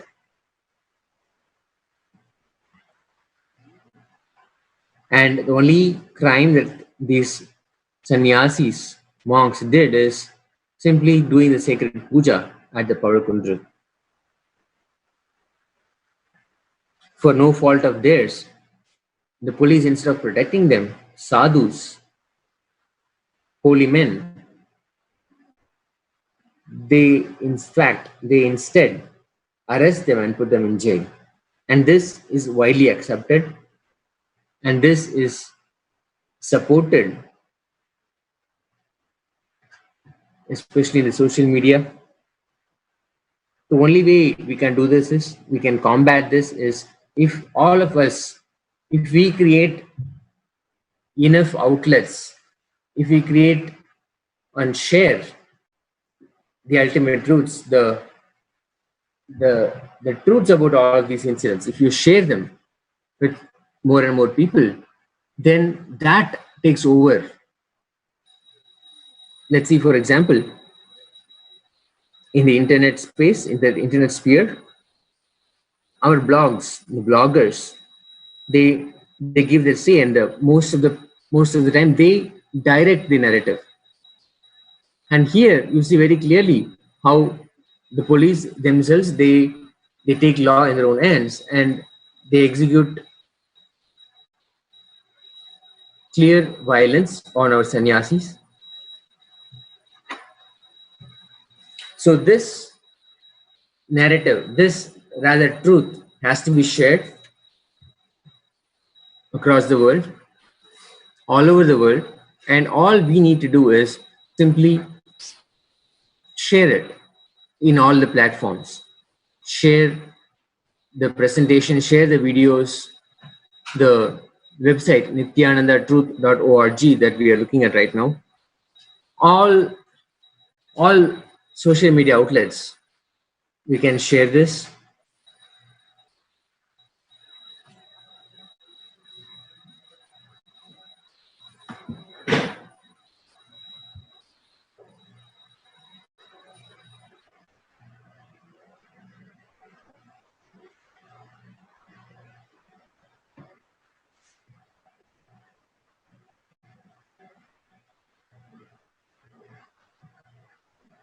This is the untold story of the living avatar of the religious persecution.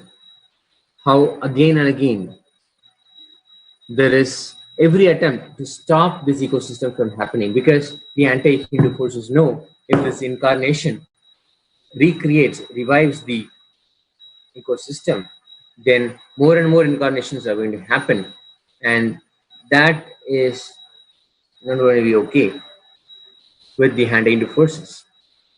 In fact, their only goal is to eliminate all Hindus, and they won't stop until the last Hindu is eliminated on this planet Earth.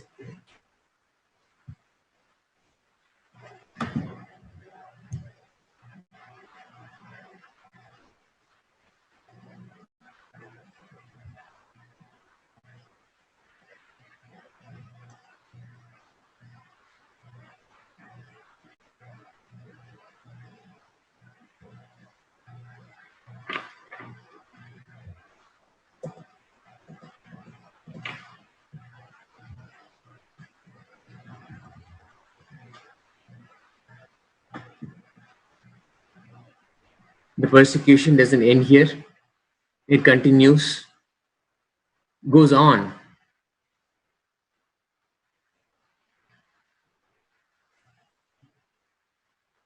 With an arrest that happened,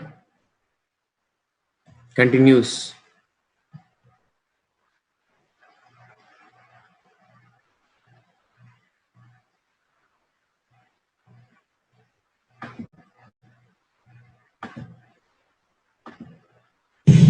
Annamalaiyar மலை மீது முருகர் கோயிலுடன் அமைந்துள்ள பவழக்குன்று இந்து சமய அறநிலைத்துறையின் கட்டுப்பாட்டில் உள்ளது. அங்கு நித்யானந்தாவின் சீடர்கள் பாறைகளுக்கு மஞ்சள் பூசி திரிசூலம் நட்டு வழிபாடு செய்துள்ளனர். பின்னர் படிப்படியாக கீற்றுக்கொட்டாய் அமைத்து அதனுள் பஞ்சலோகத்தால் ஆன முருகன் வள்ளி சிலைகளுக்கு இணையாக நித்யானந்தாவின் சிலையை நிறுவி வழிபாடு செய்ய ஆரம்பித்துள்ளனர். இதை அறிந்த உள்ளூர் மக்கள் பவழக்குன்று ஆக்கிரமிக்கப்படுவதாக கூறி கோட்டாட்சியர் உமா மகேஸ்வரியிடம் புகார் அளித்தனர். இதையடுத்து கடந்த 16ஆம் தேதியன்று பவழக்குன்றுக்கு சென்ற கோட்டாட்சியர் உமா மகேஸ்வரி அரசு இடத்தில் ஆக்கிரமிப்பு கூடாது என எச்சரிக்கை விடுத்தார். அதற்கு அந்த இடம் தங்களது பயன்பாட்டில் உள்ளதாக கூறி நித்யானந்தாவின் சீடர்கள் சில ஆவணங்களை எடுத்துக் காட்டினர். அதை ஆய்வு செய்த உமா மகேஸ்வரி, இது புறம்போக்கு இடத்தை ஆக்கிரமிப்பு செய்ததற்காக வழங்கப்பட்டுள்ள எச்சரிக்கை நோட்டீஸ் என கூறி ஆக்கிரமிப்புகளை அகற்றிவிடுமாறு கூறினார். ஆனாலும் ஆக்கிரமிப்புகளை அகற்ற மறுத்த சீடர்கள் குடிலுக்குள் இருந்த சிலைகளை சுற்றி அமர்ந்து கொண்டு அதிகாரிகளுக்கு சாபம் விட ஆரம்பித்தனர். சாபங்களை பொருட்படுத்தாத வருவாய்த்துறை ஊழியர்கள் கூரைகளை பீய்த்து எறிந்து காவல்துறை உதவியுடன் அவர்களை வலுக்கட்டாயமாக இழுத்து வெளியேற்றினர்.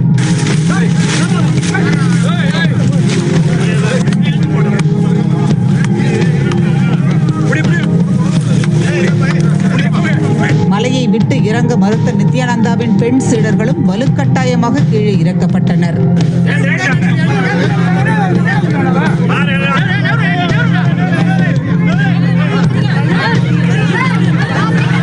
பின்னர் 5 நாட்கள் அமைதி காத்துவிட்டு கடந்த 22ஆம் தேதி பவழக்குன்று மலையின் மீது ஏறிய நித்யானந்தா சீடர்கள் அங்கு பூஜை மற்றும் தியானத்தில் ஈடுபட தொடங்கினர்.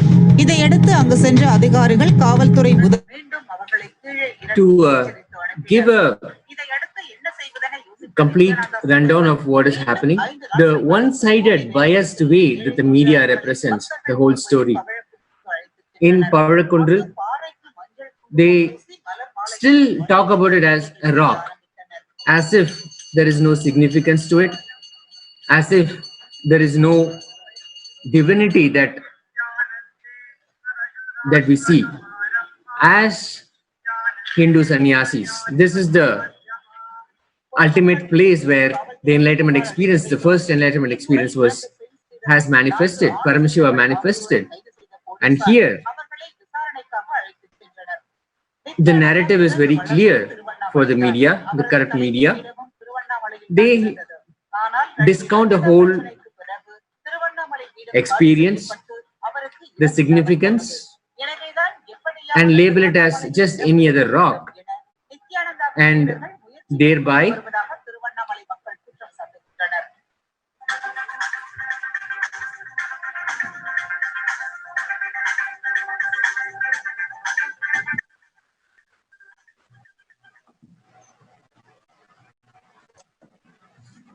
simply discounting, discrediting the whole story, rather the truth about Pavalakkundru, the sanctity that space holds of the first enlightenment experience happening there, not even considering being sensible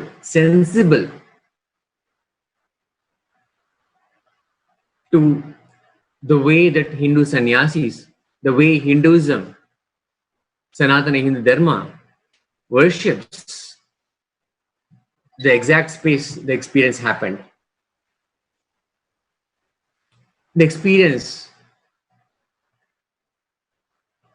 of enlightenment, the sthala, the location, energy center where it happens, is revered, worshipped in Sanatana Hindu Dharma, and how the corrupt officials, the media, the whole narrative is completely discounting this aspect, this dimension of Sanatana Hindu Dharma.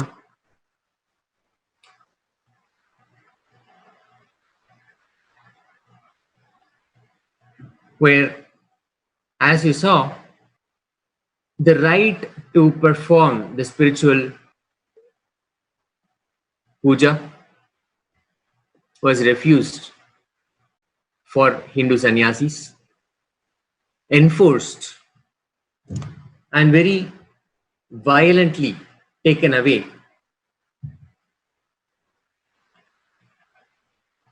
The temple that was getting maintained there was completely destroyed. It was a very simple structure, but even that was totally destroyed by the police.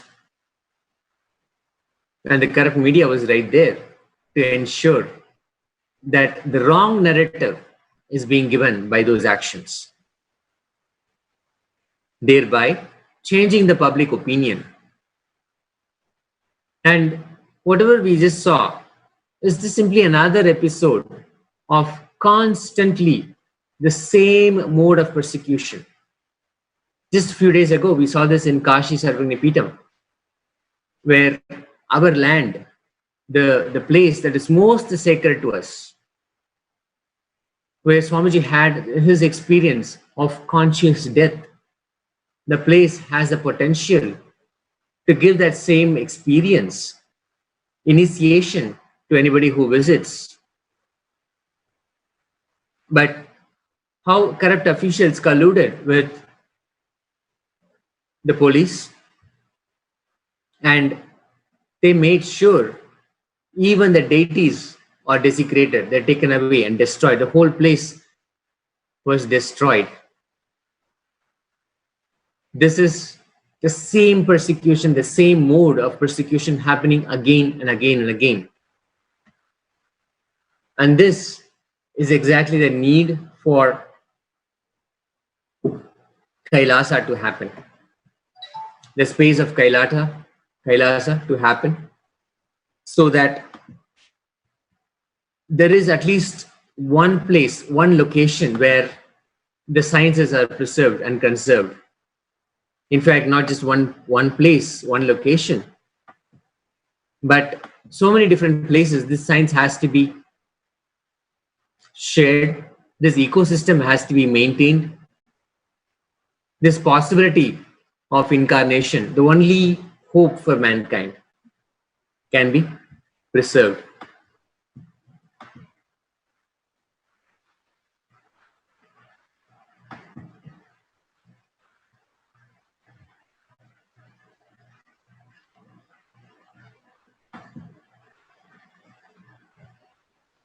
So this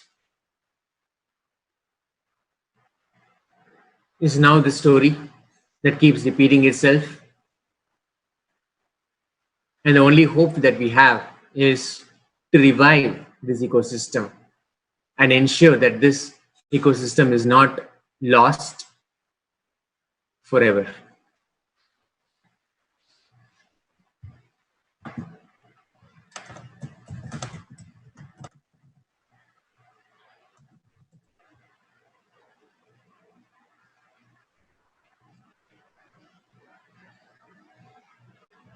It is now time for us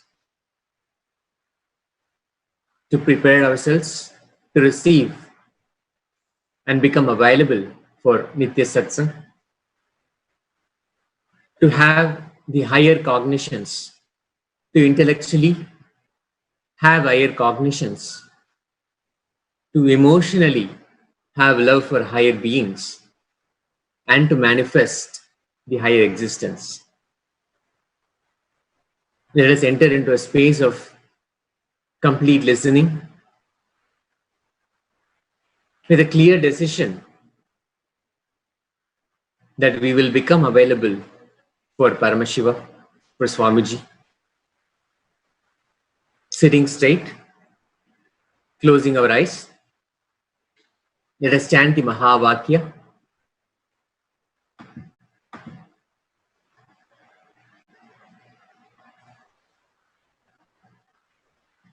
Om Nithyananda Paramashivoham.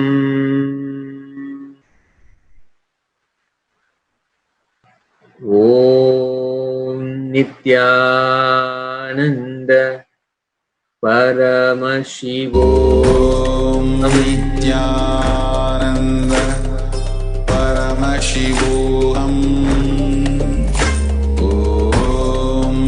Nithyananda Paramashivoham. Om Nithyananda Paramashivoham. Om Nithyananda Paramashivoham. Om Nithyananda Paramashivoham. Om Nithyananda Paramashivoham. Om Nithyananda Paramashivoham. Om Nithyananda Paramashivoham. Om Nithyananda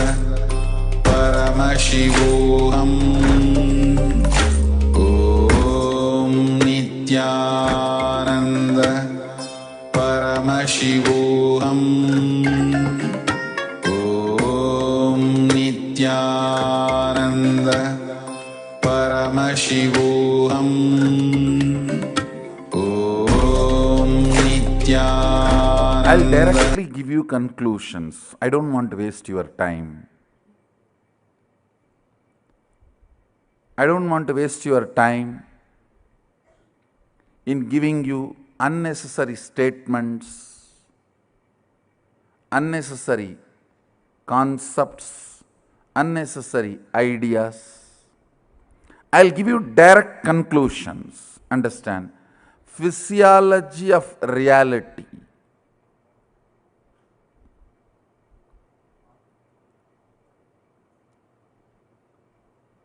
Whatever you are experiencing as reality in your life, it may be good or bad. It may be poverty or wealth. It may be health or disease. It may be joy or pain. It may be bliss or enlightenment. It may be ignorance or suffering. Whatever you perceive, experience as reality, and whatever is reality. I'll give you the physiology of reality.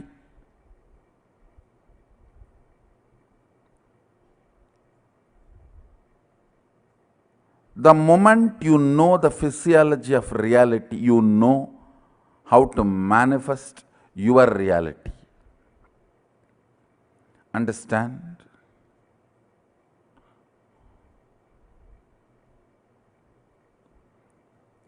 If you have just headache which comes rarely, you don't need to do much other than knowing a name of the medication, the pill, and the shop where it is available. But if you are constantly falling sick, you wanted to attend yourself and the people around you, then just knowing few names is not going to help. You need to go to the depth.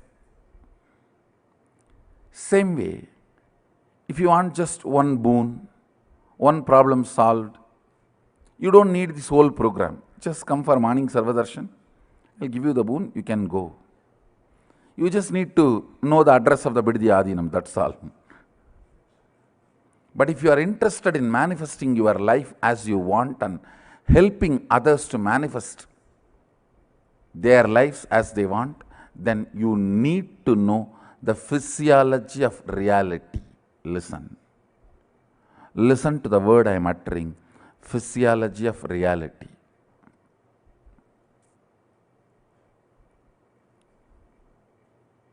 This science, which I am going to share with you now, the conclusions I am going to share with you now are from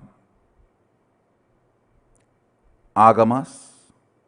Sadashiva gave Vedas to Brahma to create the universe, Agamas to Vishnu to run the universe.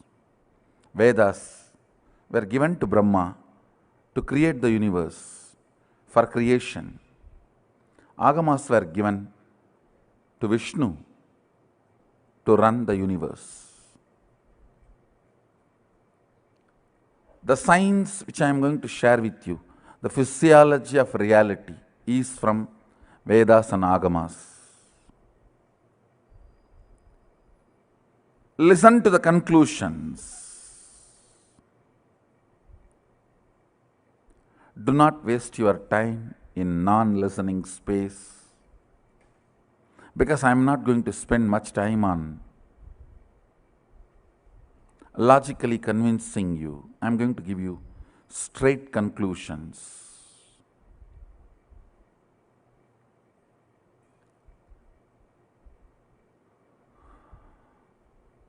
Straight factual statements. Understand, human being is a seed, possibility. You are a possibility, seed. This is the first truth with which you need to have Shaktipata. You are not finished product. You are not done. Listen, you are not done.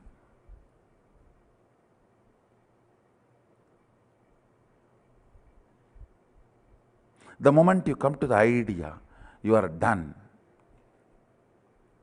I tell you, you are done.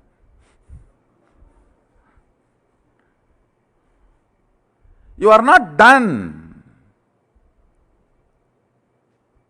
It is unfortunate nowadays, even teenage kids feel they are done. It's really unfortunate. As long as you don't think you are done, you are my Balasant.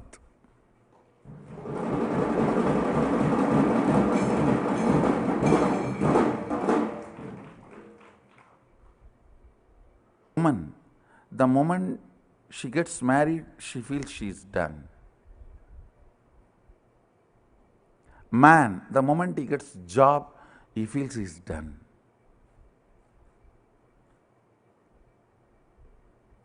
Job and marriage, that's all.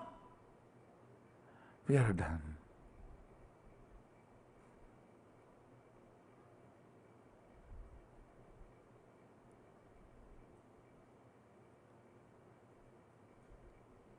For different people, different time, different goal, you feel you are done. Understand?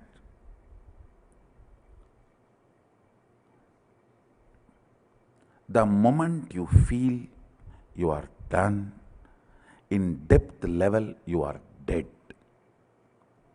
Life is not available to you anymore.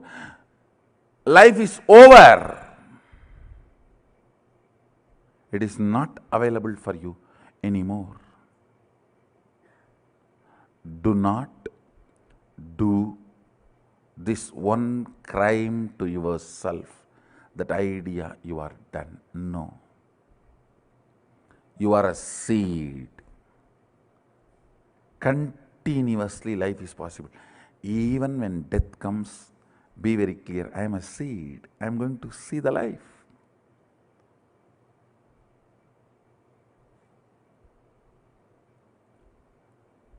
Constantly start new ventures, get into new thought currents, new ideas, new actions, new concepts, new lifestyles.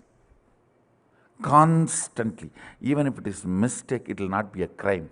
But if you are not doing anything new, it's a crime. I tell you. Constantly. Because human being is a possibility, is a seed. You are a seed. You need to open up.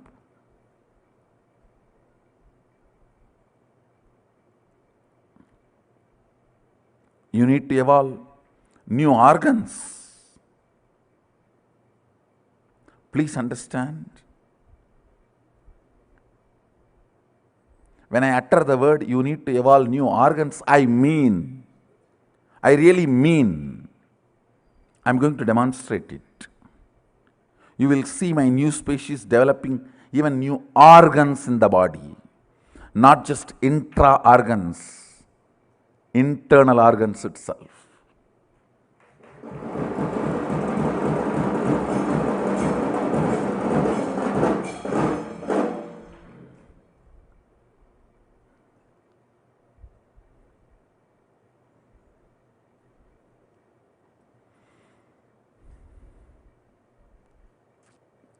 You are a great possibility.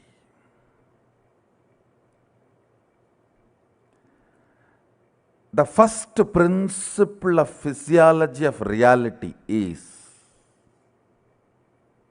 whatever is perceived by you as reality is a great possibility. It is not conclusion. If you think you have a disease, your reality is poverty, it is not conclusion. Understand? It is not conclusion.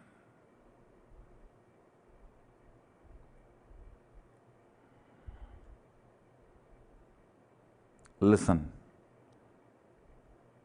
The first principle you need to know about the physiology of reality is nothing is concluded. You are in the middle of the life. Means there is so much of possibility in front of you.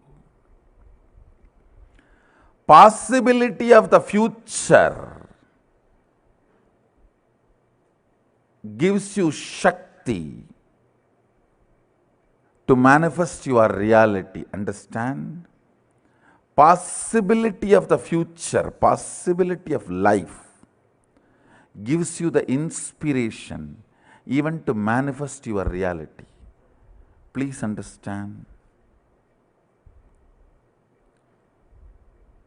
All of us, as long as we can breathe, we carry the possibility to manifest our reality. People ask me, then why people are not manifesting? Why everyone is not manifesting? Understand, nobody wants to. Everyone has come to the conclusion they are now end product QC passed over, already packed. You are not a packed food sitting in a mall. You are a seed on the ground. Understand? You are not packed food sitting on the mall. You are seed on the fertile ground. Life is a possibility.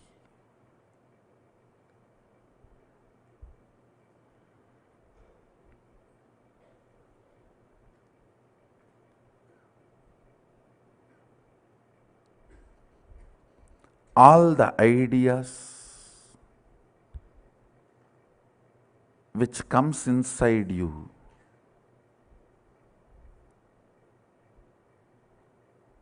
that you are done,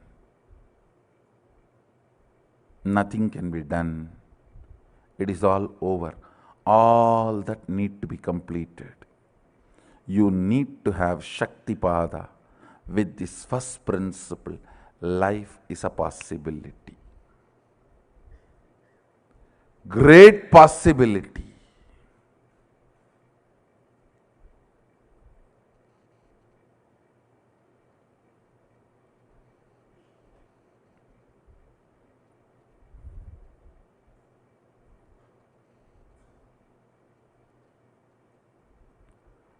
Look into yourself and see in how many places you closed the door of possibilities for you.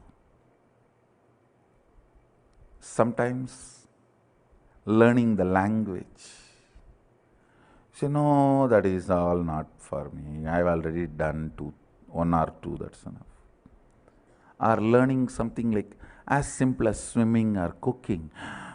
No, I'm too old for all that. Or things as simple as just grooming yourself to look decent and presentable. What is there? I am already married. Marriage is not a crime that you can't be presentable, you can't be decent.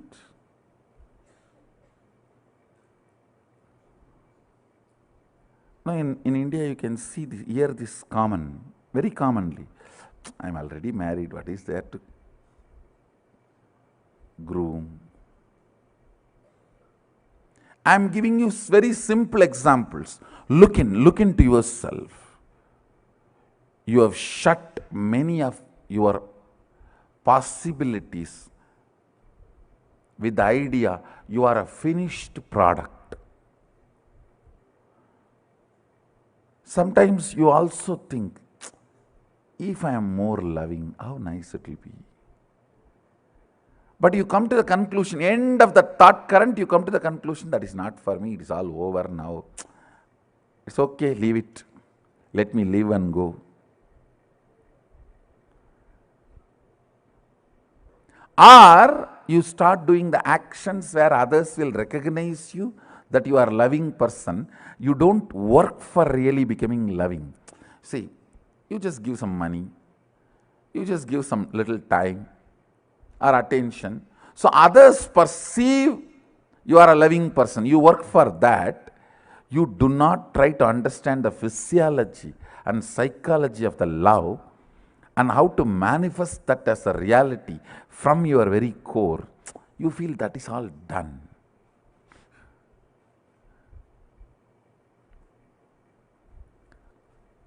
Once I was teaching about the science of what you want and what you believe.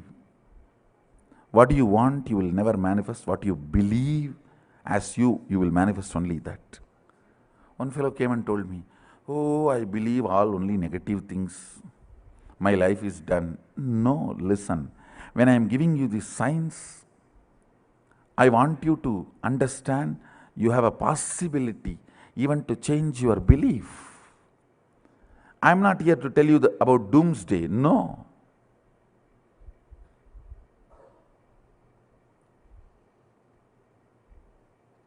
For Shaivite, only it's boomsday.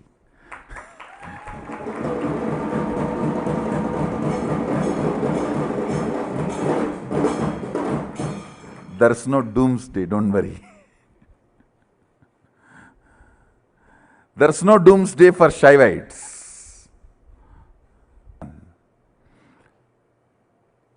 The first idea you need to have, Shaktipada, connection. The first principle you need to internalize is you are a possibility. You are not yet done. In every dimension, your health, you have a great possibility to live 300 years healthily, even if you are already in deathbed. Actually, what is deathbed, you know? When you come to the conclusion, you have no more possibility, you are in deathbed, even if you are 20, even if you are a teenager.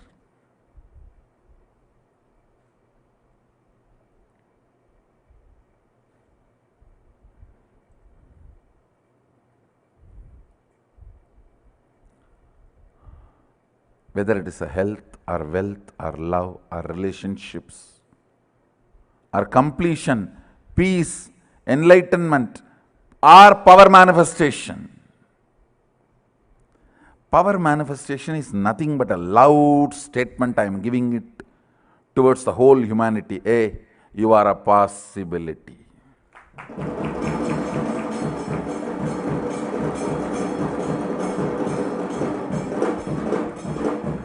Power manifestation is a statement I am giving it towards the humanity. You are a possibility.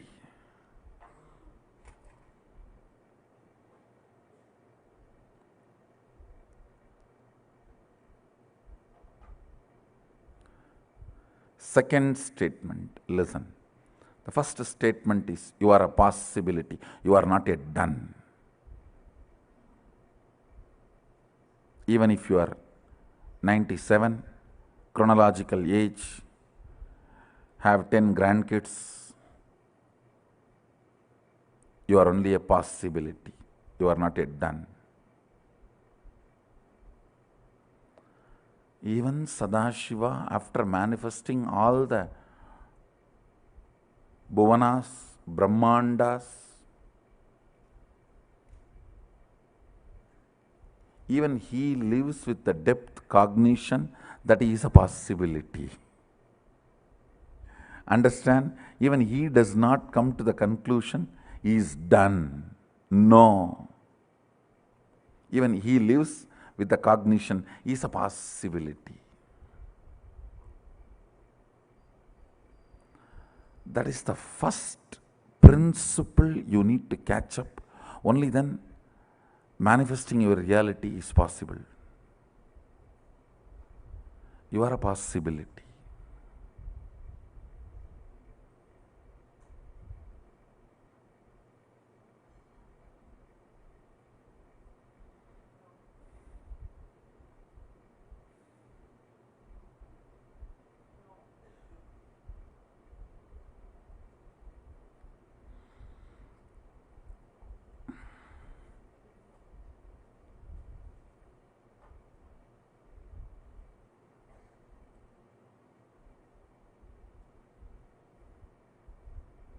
The second statement. Listen to the second statement. All impossibilities you perceive as your patterns, restrictive thought currents,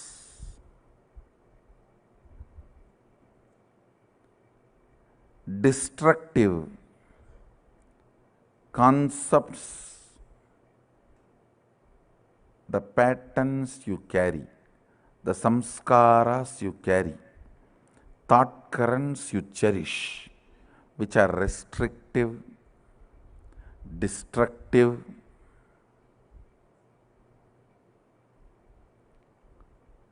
which reduces your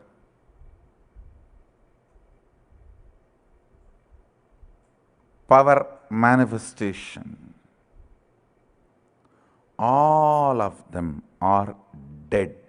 Please listen. Listen to the second statement. I'll give you an example. If you think, I want to get up in the morning and do yoga and build my body, but my laziness, you see, morning, any alarm cannot wake me up. If you think you have that lazy pattern which is restricting your possibility, or that boredom, I really want to learn French, but you see, I am tired and bored, I don't know when I will open the book and when I want to learn. I really want to learn English, but I cannot stand reading one statement and one sentence. If you think all these patterns are torturing you, listen carefully. The good news is all your patterns are dead. But the person who needs to break the patterns will is alive.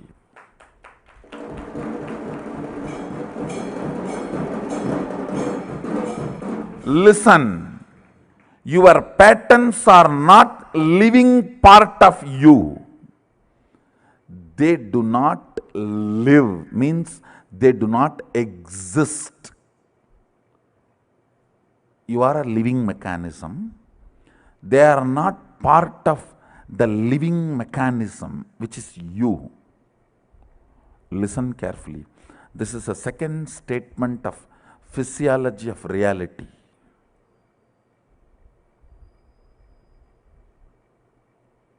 Physiology of this whole reality. Listen carefully. For example, this LED screen in Rajya Sabha, this mic in Rajya Sabha and speaker in Rajya Sabha, all three are integral part. That is why my lip movement in the LED screen and the words I am uttering are in sync when it reaches you.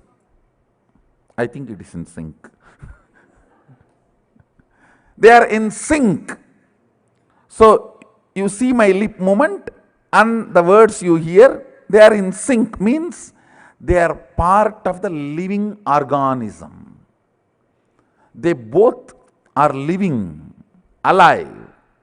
One is working with the other. one is coordinating with the other, one lives with the other. Understand? But your patterns and you are not living organism. Listen carefully. Your patterns and you are like Indian divorce couple. They almost live together in the same room and same bed, but don't talk to each other. Now look around. In all your families, you will find one like this. In all your near and dear ones, you will find one couple like this.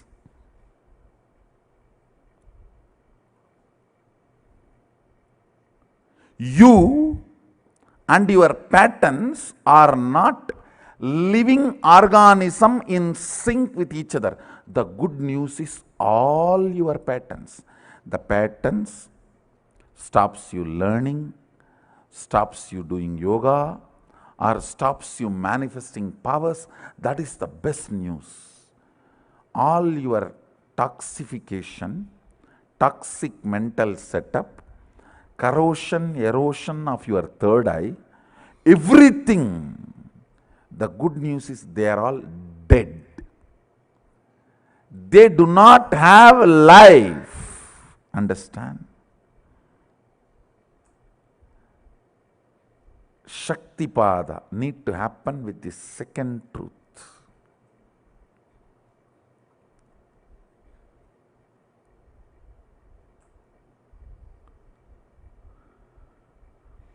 When Sadashiva gave this signs to Devi and Vishnu adopts these signs to run the universe,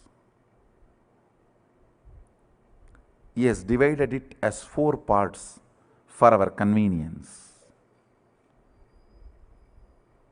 These truths I am sharing with you all are from a part called Vidyapada. Listen to this principle very carefully. It can liberate you once for all from tons of the internal and intra confusions and conflicts with which you are stuck. I tell you, 90% of the problems are inside. The remaining 10% does not exist.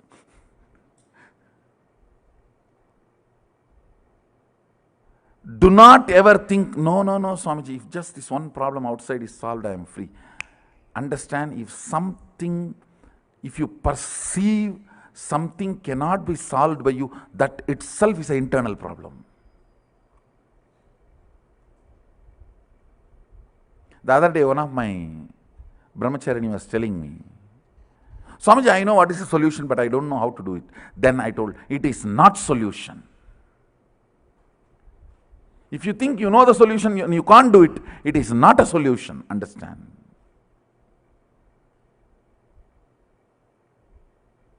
Same way, as long as you perceive problem, it's a problem inside.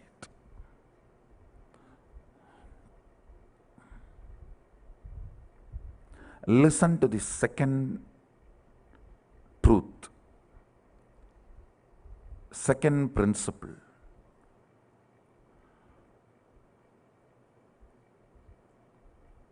Everything you think stops you,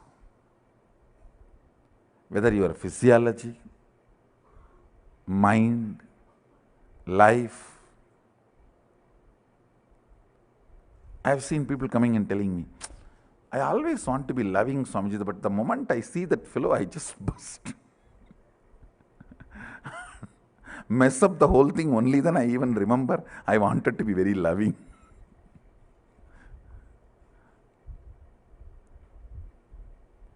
I really want to wake up and do yoga and build the body, but only after morning 10 o'clock I even understand the world exists.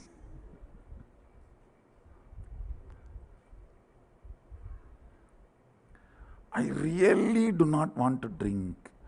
But I don't know what happens. The moment it is weekend, Friday evening, I already discover myself I am in the bar. And I don't know what happens from workplace to the bar, how I reach, I don't know. I suddenly wake up with a bottle and cigarette. Only then I am realizing I am alive. Whatever may be the pattern, please understand,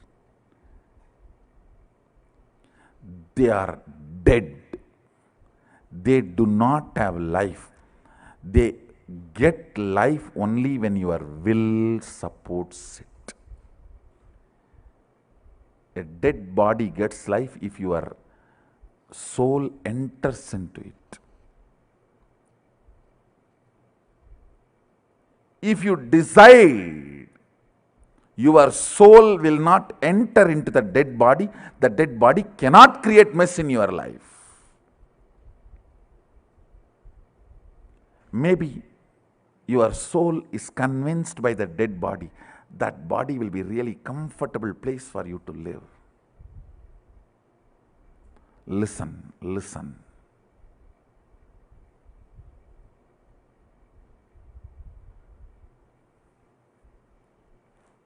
Listen carefully.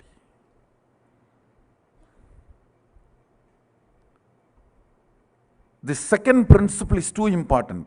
Life do not exist for all your incompletions and patterns. It can be as powerful as womanizing and drugging and whatever patterns you may think, or cheating, constant lying, or even if you are a lawyer, your patterns are dead.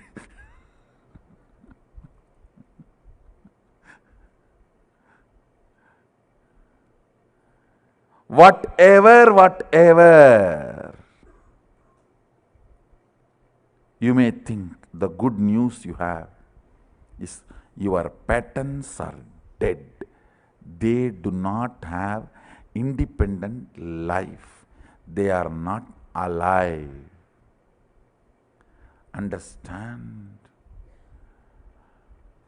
Big relief is appa.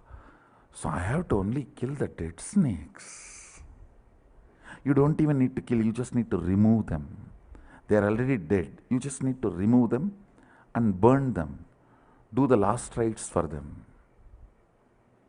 The only thing you need to do in your life is neither completion nor tapas. You just need to do last rites for your patterns. Nothing other than the last rites is left for you to do. Doing last rites for your patterns is tapas. You just need to recognize, understand.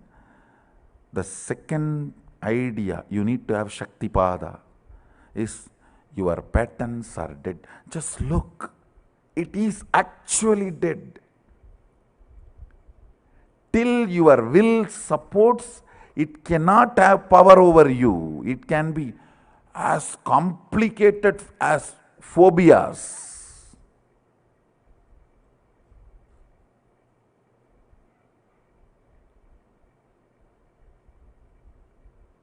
The patterns encouraged and built by toxic psychiatry industry.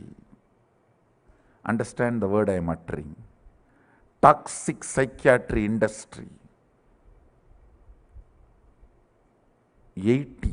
Above 80% of the students in the US university campuses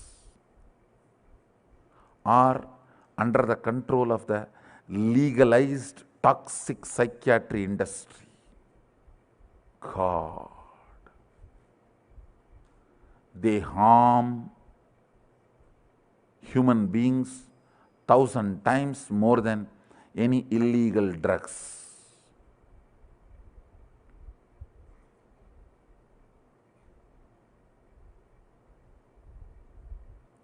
Legalized toxic psychiatry industry. If at all you want to awake the humanity, raise the humanity, please wage a war against legal toxic psychiatry industry.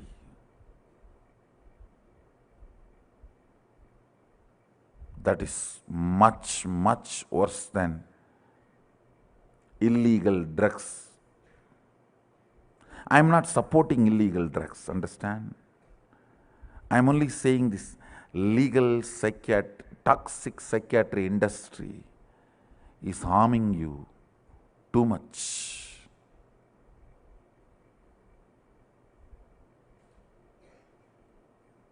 I tell you.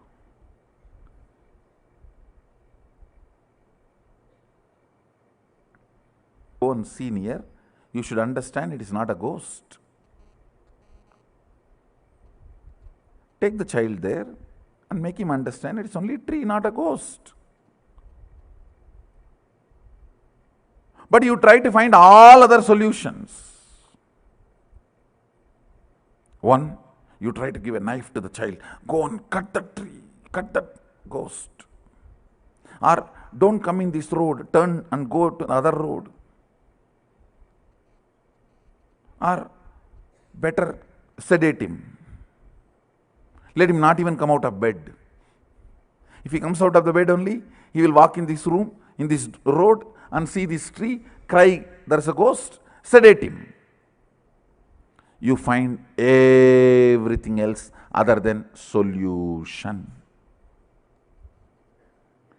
Toxic psychiatry industry finds everything other than cure. It is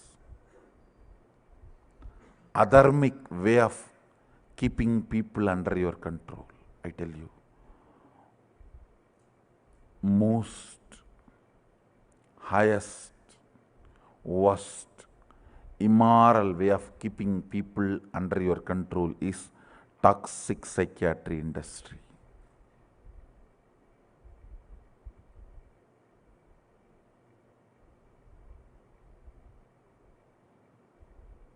For Indians, it may not be a big problem, as on now. But I am seeing very clearly next 5 years, Indians going through the same. Because it takes only 5 to 10 years, anything to come from there to here.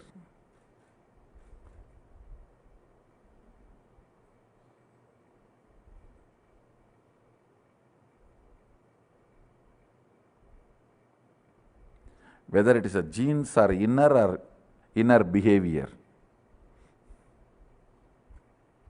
all. When I say all, I mean double meaning, all, A-L-L.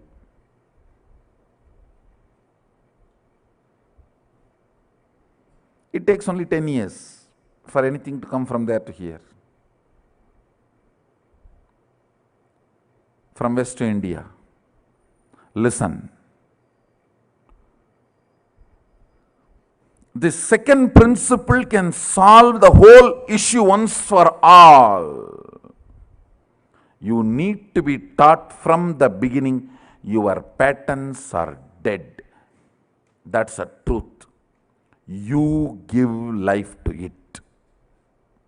Your will gives life to it, nobody else.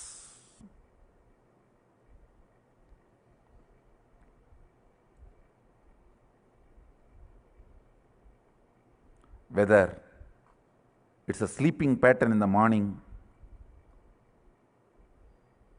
or pattern, you can't run your day without your depression medication, or the pattern, you can't sleep without your sleeping pills, or the pattern, all compulsive thought currents and compulsive actions. Listen. All compulsive thought currents and compulsive actions do not have life of its own.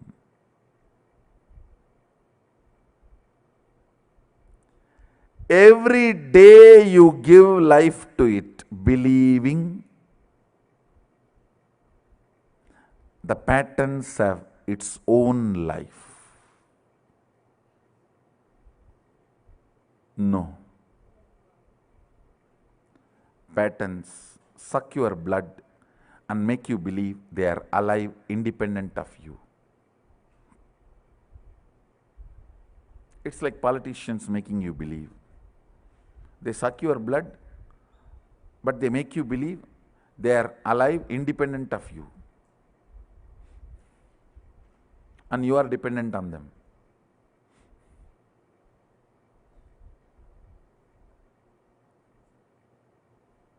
No way, nowhere. Patterns can have independent life. Third statement, very important, understand. Your will gives life to your patterns. You deciding you will not give life to them anymore means patterns are dead already. You just need to perform the last rites.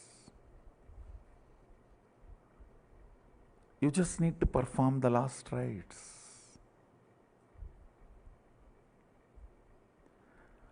I wanted you to have Shaktipada. Means realizing these three statements. I'll repeat all the three statements. First, listen to all these three statements. Just sit up, and even if you missed in between, went away somewhere for vacation and came back, it's okay. Now listen, just these three. You are a possibility. You are a seed. You are not yet done. Finished product. You are not a finished product. You are only a seed. Happening. Opening and happening. Second, all your patterns you think which stops you, restricts you, puts you in impossibility, stops your growth, manifesting your reality, everything, all of them are dead. They do not have independent life. Third, your will is only life energy, living organism, living mechanism, living principle in you. If your will stops giving life to your patterns, they cannot exist. They just have to leave your intestine along with your kadkapudi. Nothing else.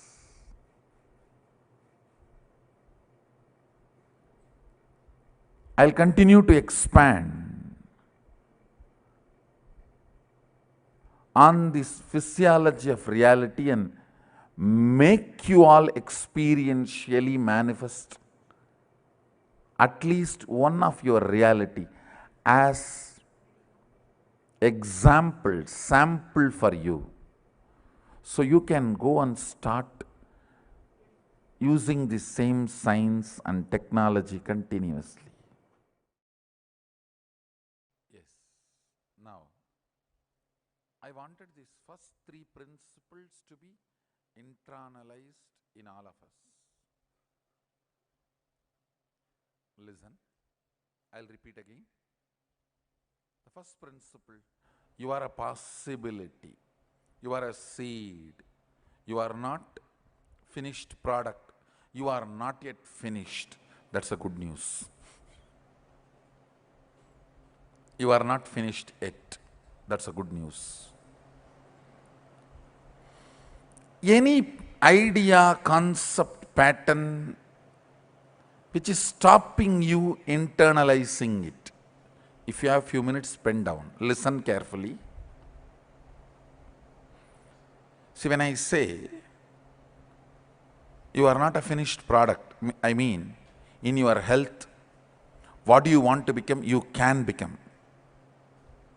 It's not that your life is, your body is sealed, that nothing can be done anymore. You can't change the shape, size, or strength, power, energy. There's nothing like you can't change all of them. It's all over. No. You can change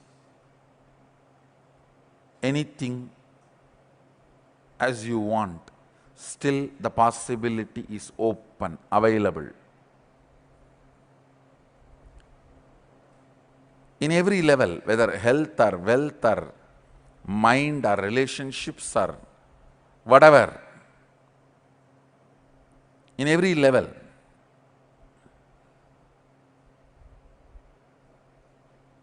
how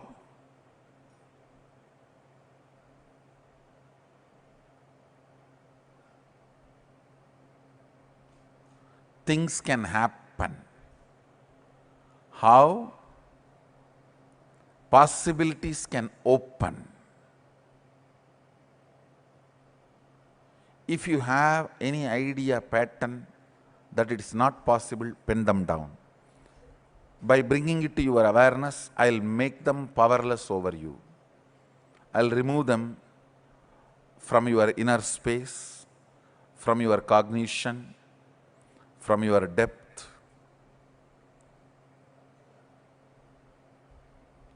Second,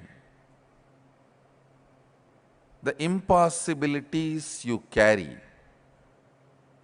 Listen carefully. The patterns which restrict you. Oh, this is not possible, that is not possible, my wife will not allow, my boss will not allow, and the society is not going to allow. So many impossibilities you carry.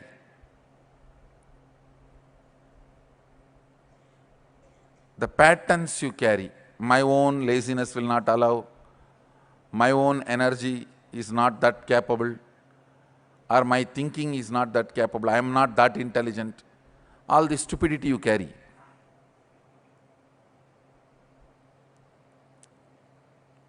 All that.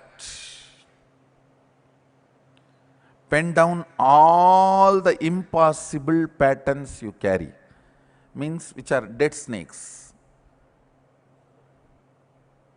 If you are having dead snakes all over you, you are only Shava.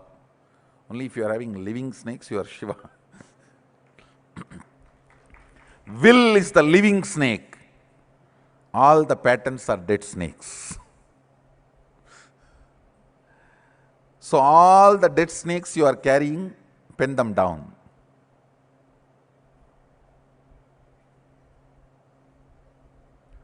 Third,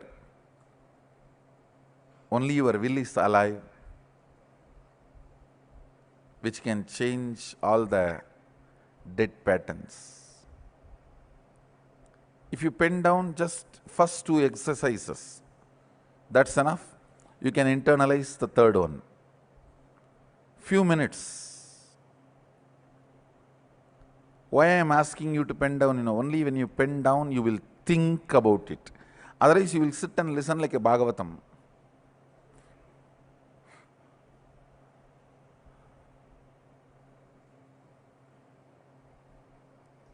I want you to think, look into these ideas, try to internalize. Let's take few minutes and pen down all the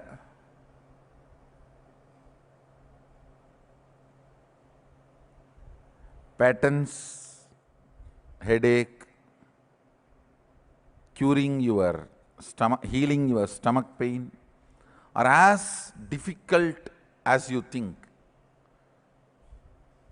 Expressing, manifesting Sadashivatva and his powers, Whatever it is, whether it is a small problem or big problem, whatever plane, whatever level, whatever aspect, whatever dimension you feel you are done, pen down that. Pen down that. Even if you are 99, almost in deathbed, I can make you manifest powers of Sadashiva. Understand? No, I'm not, no, sorry, please understand, I'm not doing any proud claiming or pride claiming or ego claiming. No. I'm just stating the fact. It's a simple fact straight away. It's as simple as getting rid of, your problem can be as simple as getting rid of your headache, or as difficult as getting rid of the person who is giving you a headache.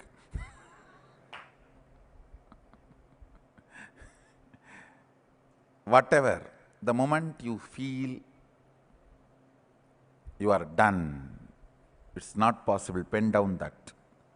And then the patterns you feel most difficult are torturing you, your impossibilities, pen down all of that.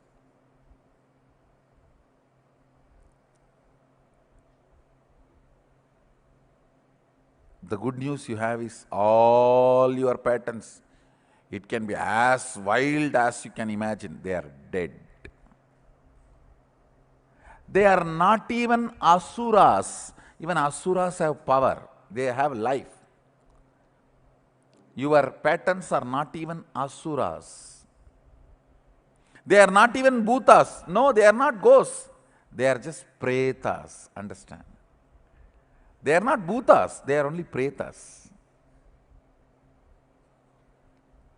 You need to know the difference between bhuta and preta. Bhuta has life. It can frighten you. Preta has no life. Your fear only frightens you seeing the preta. Preta does not frighten you, means dead body. Your fear of it frightens you.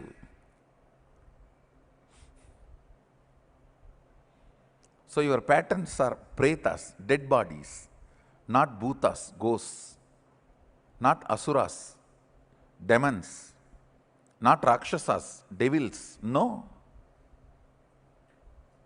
Come on, pen down. Let's burn them. Today is last rite for all your patterns.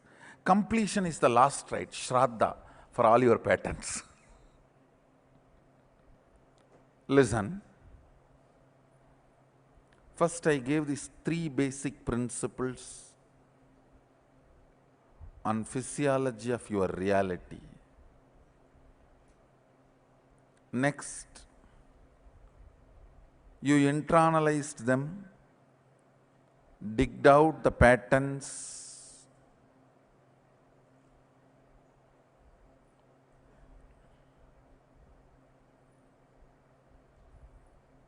your impossibilities. Now, the third important step, listen. As I told you, your will is the only living mechanism. I should say organism. Your will is the only living organism in your system. Using the will, making all your dead patterns redundant, irrelevant, is what I call completion. Listen. Completion means making your patterns, impossibilities, past thoughts, emotions, patterns, hangovers, residues, incompletions which are sitting in your present and destroying your future, making them irrelevant and redundant to your life because they are already dead. You are now surrounded by dead snakes. Don't be frightened. If you are frightened, you may get heart attack and die, but not by the snake poison.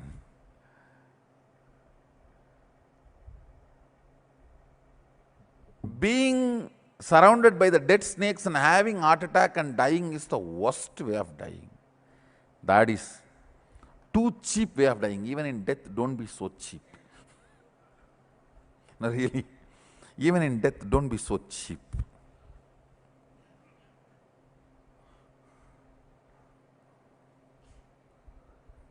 That is like drinking milk and vomiting, and during the vomiting, something gets locked in your throat and dying. No, too bad. Even in death, have dignity.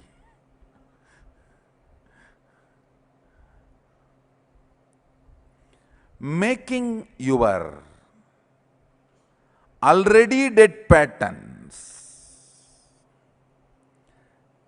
First of all, recognizing they are already dead. Your patterns, impossibilities, incompletions, past thoughts, residues, hangovers. Listen. All the ideas of impossibilities you carry, the thought currents from the past, sitting in your present and destroying your future, I call them incompletions. Making all those incompletions redundant, you don't need to kill them, they are already dead. That's why they smell so bad. They are dead bodies. They stink. But they can't harm you. That's a beautiful thing. The good news is they are dead. The bad news is they stink. Till you burn them, they stink.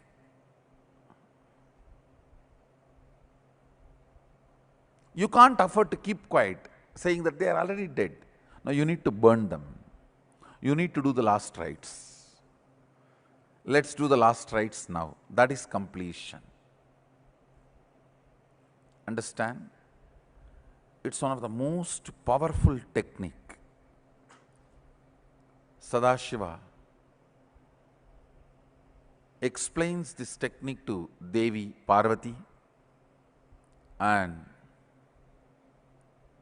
in Shivagama,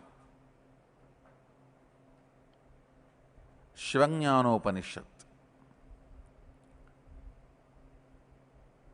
chapter, Shivajnanopanishad chapter, 94th verse, 22nd technique. I'll read out the verse and then explain the technique.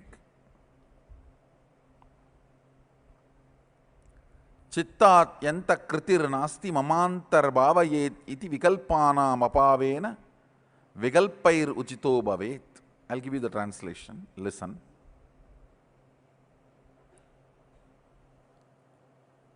All the patterns, incompletions, which you feel are stopping you, relive them with your will. Reliving means how they are functioning in you. Go in that same circuit and see how, when an impossibility pattern comes up, how you become tired, bored, frustrated. Scream in your shower. Many do that. When you are in your restroom, in your shower, if you suddenly remember impossibility pattern or a person who is embodiment of impossibility in your life, the way you react.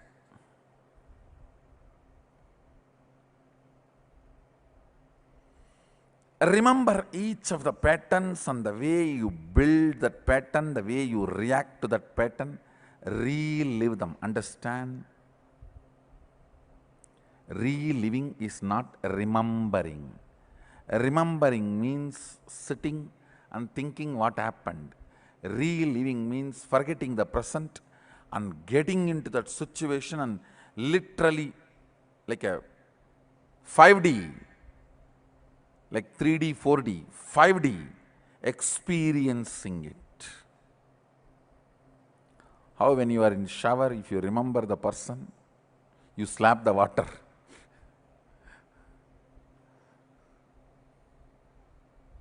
Literally scream. Relive, not remember. No. I am not asking you to remember. I am asking you to relive every impossibility, every incompletion, every powerlessness, every suffering, every suffocation which stops you, which makes you feel you are not yet complete, which makes you feel you can't manifest what you want. Each of this pattern, just go into that pattern, read what you wrote, go into that pattern, and the same experience, same emotion, relive them consciously. Suddenly you will see they collapse. That impossibility collapses. Means the dead snake is burnt. Your will is the only living mechanism. If you relive all the dead patterns, your will realize your patterns are dead. They do not have life. They were posing as if they have life. They themselves do not have life. When you relive, this understanding will raise in your system. Some of the impossibilities, patterns you carry, which are sitting inside you very powerfully, will collapse completely. And I am sitting here to make the Shakti Nipada happen in you and bring completion inside you. You do your job, I'll do my job. You take one step, I'll take 1,000 steps. You try your best, that's enough. Remaining, I'll do it. Actually, I can do it directly. The problem is, if you don't even try whatever you can, you don't feel you achieved that state even if the completion happens. You create self-doubt. Did I really do or I slept? So you put all your efforts. I'll do my job. I'll repeat the instruction. Every pattern you wrote, spend few minutes on each pattern and relive there. That suffering, suffocation, incompletion, nameless emotion, frustration, everything consciously relive at least 5 times. Suddenly you will see they will lose power over you. They will just collapse. They are no more heavy on you. Each of the patterns, impossibilities, incompletions, frustrations you wrote, pick them up and start reliving with your will. Start reliving. Reliving will be relieving. I bless you all. Let's all radiate with integrity, authenticity, responsibility, enriching, causing, living Shuddhadvaita Saivam, the eternal bliss, Nithyananda. Thank you. Be blissful.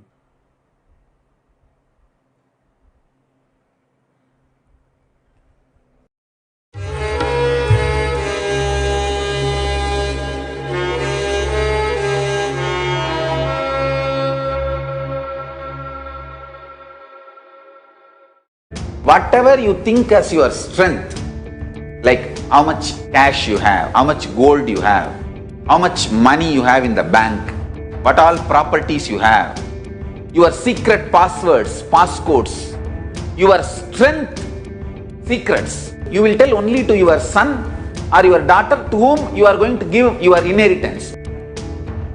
Same way, most important powerful secrets Paramashiva has given to his son Muruga, Subramanya, in Agama called Sarvajnanottaragama. All the powerful secrets the father will tell only to his son. It is too secret. I am going to open that Agama and give all the essence of all those secrets.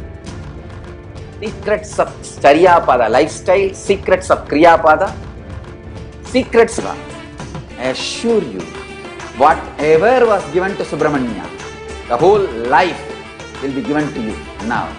Not just words, teachings, not even just experience, life itself.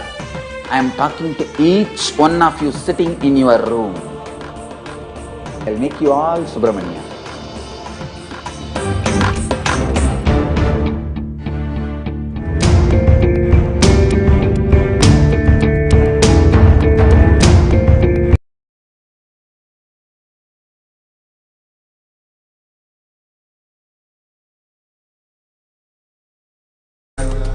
Paramashivoham. Om Nithyananda Paramashivoham. Om Nithyananda Paramashivoham. Om Nithyananda Paramashivoham. Nithyananda Paramashivoham. Om Nithyananda Paramashivoham. Om Nithyananda Paramashivoham. Om Nithyananda, thank you Swamiji for yet another groundbreaking Nithya Satsang. Life is simply all about having powerful cognitions intellectually, having love for higher beings emotionally, and manifesting higher existence consciously. Through this Nithya Satsang, the inner framework, architecture has been created, the right ambience has been created so that Paramashiva, the highest existence, can manifest through us. The powers that Paramashiva has given, described in the Agamas, 463 of them, are all open to us, made available to us by the initiation of Bhagavan, Nithyananda Paramashivam. Very powerful courtyard sessions initiated disciples, devotees, Gurukul, Balasans, so many thousands of people have started manifesting the powers. Let's enter into yet another powerful session where we manifest Paramashiva in the form of the powers that he himself has expressed. Extraordinary powers that are our potential. Let us manifest the highest existence and fulfill the purpose of our existence. Let us ensure that we are available as Paramashiva is available to manifest through all of us. Let us now enter into a very powerful power manifestation session.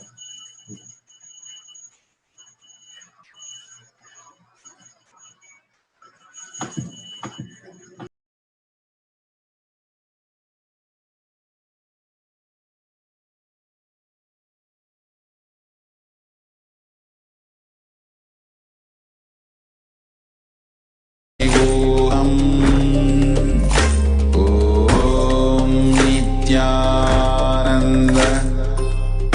Paramashivoham. Om Nithyananda Paramashivoham. Om Nithyananda Paramashivoham. Om Nithyananda Paramashivoham. Om Nithyananda Paramashivoham. Om Nithyananda Paramashivoham. Om Nithyananda Paramashivoham. Om Nithyananda Paramashivoham. Om Nithyananda Paramashivoham. Om Nithyananda Paramashivoham. Om Nithyananda Paramashivoham. Om Nithyananda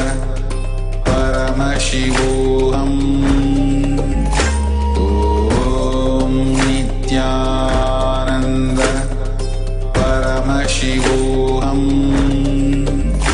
Om Nithyananda Paramashivoham. Om Nithyananda Paramashivoham. Om Nithyananda Paramashivoham. Om Nithyananda Paramashivoham.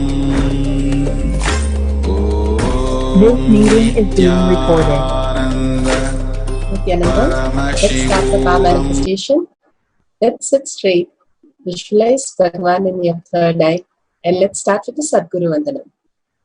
Nithyanandam Paramasukadam Kevalam Jnanamurtim Dvandvatitam Gaganasadisham Tattvamasyaadilakshyam Ekam Nityam Vimalamachalam Sarvadi Sakshibhutam Bhavatitam Trigunarahitam Sadgurum Tam Namami. Nithyanandam, such a beautiful darshan, diksha, pada puja, all that has been blessed on us. And Bhagavan, Paramashiva, who has come down as our Guru, has initiated us into going beyond the patterns. The patterns are dead. Only if we have the will, which we give the energy to the patterns, it becomes alive. How yesterday he said about Prajnana mapping, the Satya mapping into Prajnana and become Vijnana. Today he is saying how you can get the patterns of you which are dead, which is not affecting us at all.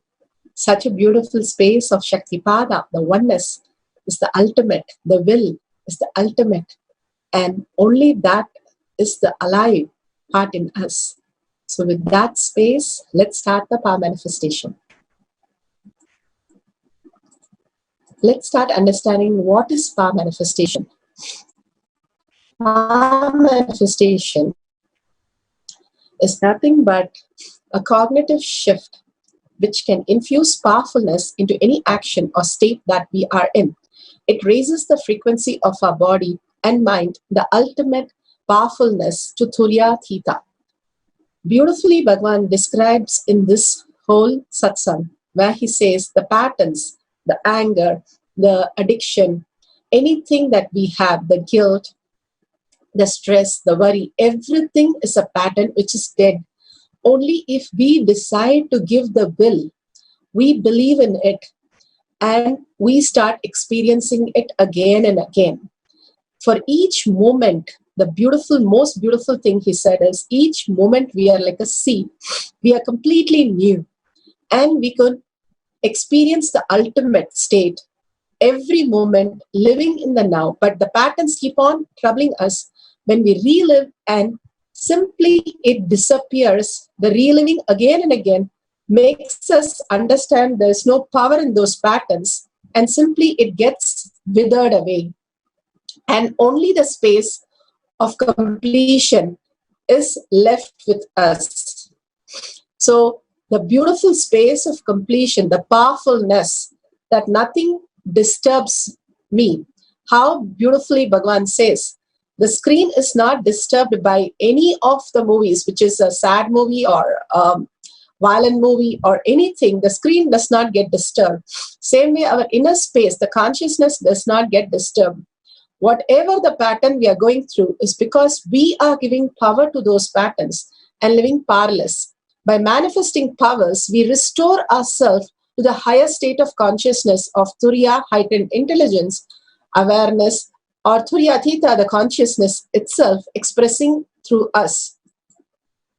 Paramashiva, who's Ajomuha, beyond the form and formless, as Satyojata, Vamadeva, Agora, Tatpurusha, Ishana, is doing the Panchakritya of manifestation, of sustenance, regeneration, delusion, pulling us out of delusion, Anugraha, liberation.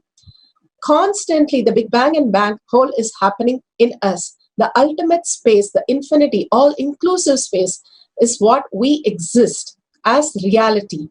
Paramashiva, who has come down as our Guru, His Divine Holiness Nithyananda Paramashivam, is a reviver of Kailasha, the ancient enlightened civilization, the great cosmic borderless Hindu nation. His Divine Holiness Nithyananda Paramashivam is an avatar from Hinduism and a supreme pontiff of Hinduism, has made the science of power manifestation, yoga, temple-based universities user-friendly for the modern world. He has survived the worst persecution in the multi-level by the anti-Hindu element.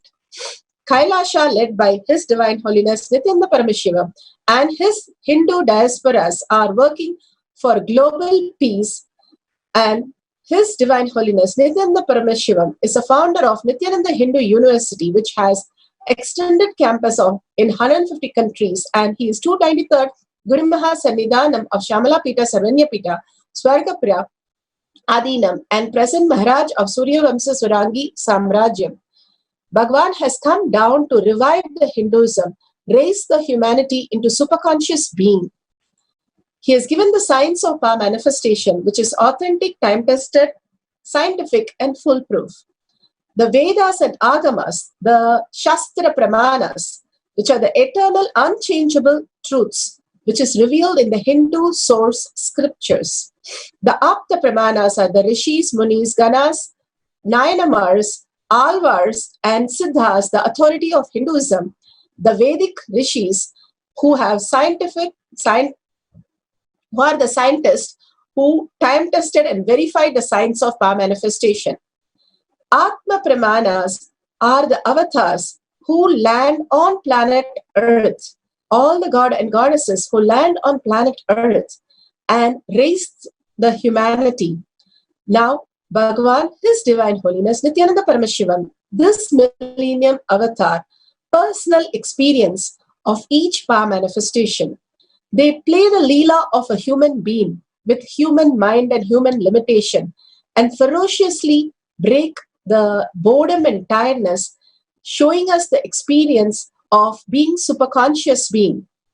The Shakshi Pramanas are the millions of disciple, devotees, and followers initiated by Bhagavan into the science of power manifestation. Here, today Bhagavan has given beautifully from Sarvagnato Agama that he's been talking to all of us in the beautiful space of oneness. We can understand the higher reality of all-knowingness in the fullness. The power of quantum memory is taken from the Sarvajnanottara Agama, verse 15. Evamegatma bhavena samsitasya tu yoginaha sarvajñatvam pravatyeta vikalparahitasya tu. एवमेकात्मभावेन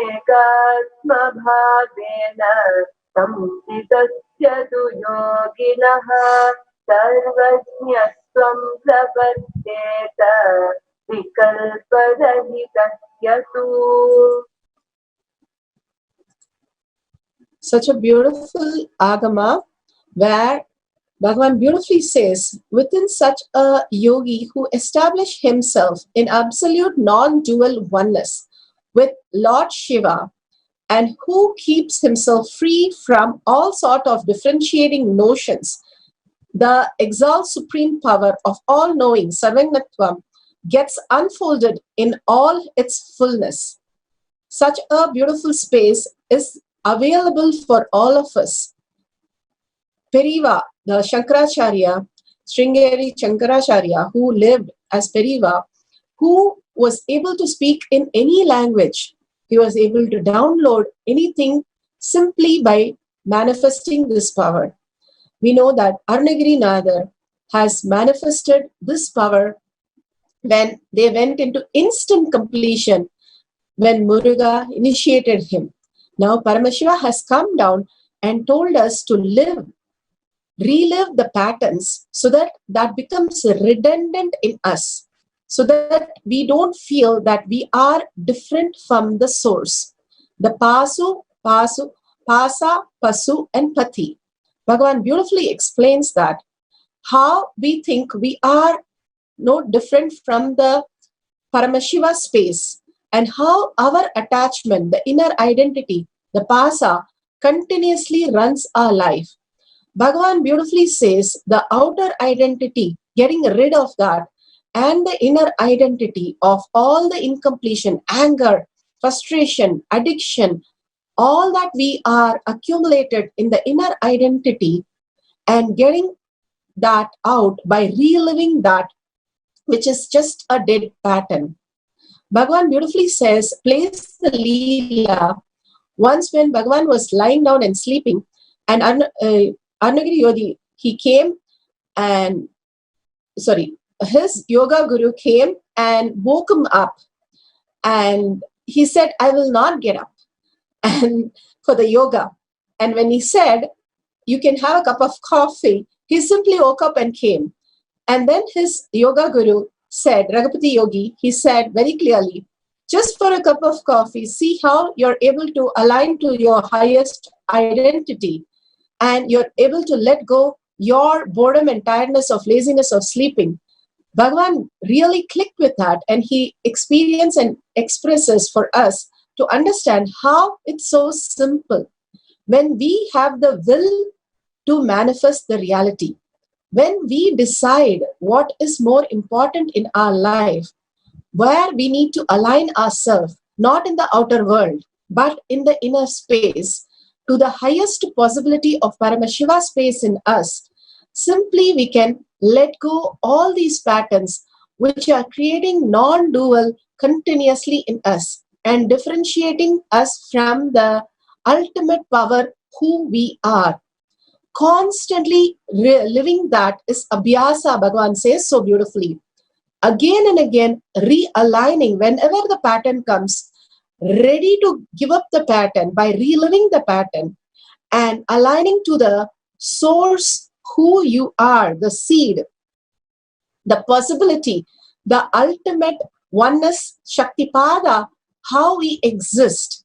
Because Bhagavan has initiated us, simply we can get rid of the patterns and experience the oneness with Bhagavan. Here he beautifully says, absolute non-dual oneness with Paramashiva, who keeps himself free from all sorts of differentiating notion. We are not different from the original source. We are just deluded into these patterns which are projected as our reality, which is our perception. When we understand this very clearly and get rid of the patterns that we are not, whatever we are projecting is just another projection from our patterns. And getting rid of the patterns with the will persistence, the will, so beautifully Bhagavan describes, will is something you already have seen happen in you. That is why it is a belief. You believe you can walk. You believe you can talk. You believe you can run. Same thing, whatever you believe is your reality. And you believe these patterns are affecting you. You believe they are more bigger, stronger than who you are. That is the reason why it affects you. Bhagavan beautifully says, once the cloud that we see in the daytime, which is not happening in the night, the clouds which we see and say it's blocking the sun, but because of the sun only the clouds appear. In the nighttime there is no clouds. Our patterns are like that. Because we are able to see is because Bhagavan has initiated us into the higher reality. We are able to see the pattern. There's so many unconscious who are living without knowing that their pattern even existing. Here, once we see the pattern, getting rid of that by reliving it is the ultimate space we can create of oneness. The pattern just disappears and we are in Shaktipada with Bhagavan, just downloading all the knowledge that Bhagavan has for us. Here, Bhagavan beautifully says that keep himself free from all sort of differentiating notion, the exalt supreme power of all knowing, Sarvangatva, get unfolded in all its fullness. The Apta Pramana. We have so many Apta Pramana, the greatest beings who lived on planet Earth. The Mahabharata is the longest poem, epic poem known, and it is described even now as the longest poem ever written. It is still not beaten. The longest version consists over 200,000 individual verses and 1.8 million words in total. He downloaded the whole thing and Vyasa narrated the whole Mahabharata. It is possible that so many reference of so many people, Arunagiri Nadar was initiated by Muruga when he was in such a depressed life. Immediately he completed and his whole body became fine. He was in such a traumatic health condition by epidemic literally happening to him. And he wanted to commit suicide. He went on top of the Tiruvannamalai hill, Tiruvannamalai temple, and wanted to jump out of that and commit suicide. Muruga appeared and completed him, and he is sung the Tirupugar, the greatest verse, just like that on Muruga. It is possible for all of us to experience this. Guru Namachivayam, he is from Karnataka and he wanted to go around the temple and enter into the Tiruvannamalai temple. But Shiva told him, unless you sing in Tamil on me, you will not enter. Simply, he connected to Shiva and he was able to sing so many verses. Each of these great saints who were in human body, who are able to beautifully download the ultimate, and possibly they can really narrate the whole thing just by connecting in Shaktipada with Paramashiva. So it is very much possible for all of us to experience this. 1.8 million words they were able to download. Bhagavan himself, he learned the Abhirami Andadi when he was in mother's womb and simply narrated. Bhagavan has narrated many instances, and this is one of the sweetest instances where he just narrated Abhirami Andadi, which he learned from mother's womb. So beautiful. Bhagavan has given us the possibility of how we can exist, and we are all knowing. Simply, we have seen so many different possibility of human being narrating from just connecting in Shaktipada. And we have Elizabeth here who's able to connect and just tell about the planets, string theories, and how the compasses image of the stars, constellations. She was able to narrate everything when she connected with Bhagavan. Patricia says she can connect to the planets. And here, much more we have. This person was able to connect and she was able to translate "We are gods" into French, just like that. And French is not a language she's familiar of. Simply, she was so amazed of what words are appearing, and it's absolutely correct. And here she says, I download the verse 13 of Isha Upanishad connecting to Swamiji. The ultimate starts happening once you're in Shaktipada, and simply you can see the letters and words appearing. Only you have to first understand you are manifesting. Start from there. Then the manifestation happen. You are Paramashiva. Not after you manifest, you verify something. It is first you declare and then the manifestation happen. We have seen the scientific study, Pratyaksha Pramana, where we have seen when people are healed, first they really visualize the person very fine and healthy, and then they start the healing. Simply the person is healed in few days. Same thing, manifestation happens exactly like that. You declaring that you're manifesting and you are Paramashiva, you're not the patterns. Patterns are not you. Patterns are your guest. Keep them outside, Bhagavan beautifully says. Guest is not somebody you have to have. You are your will and you are the family. You take the higher precedence over your guest. Just running out the guest is not required. You can simply connect to Bhagavan and manifest the ultimate. Here today we are going to translate into English the Sanskrit verse that we have. Bhagavan beautifully says, the me in me is the pure consciousness, is the canvas on which deep sleep, dream, and waking state are painted. The painting colors may differ, but the quality of the canvas is not going to differ. This is the truth through which I manifest Paramashiva in me through all these three states. Bhagavan beautifully says, if you connect to the canvas, not the painting, you will be in the space of Paramashiva and able to download any information that Bhagavan is projecting. Here you can write down this verse that I am projecting right now, and you can start translating the whole thing once we start the Mahavakya. Let's go by the instruction. I'll come to this slide again.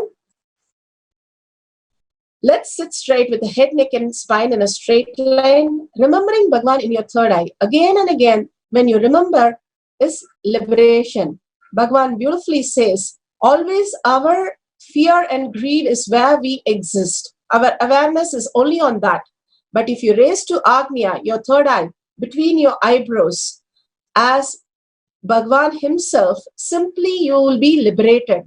Absolute unclutching that Bhagavan beautifully said.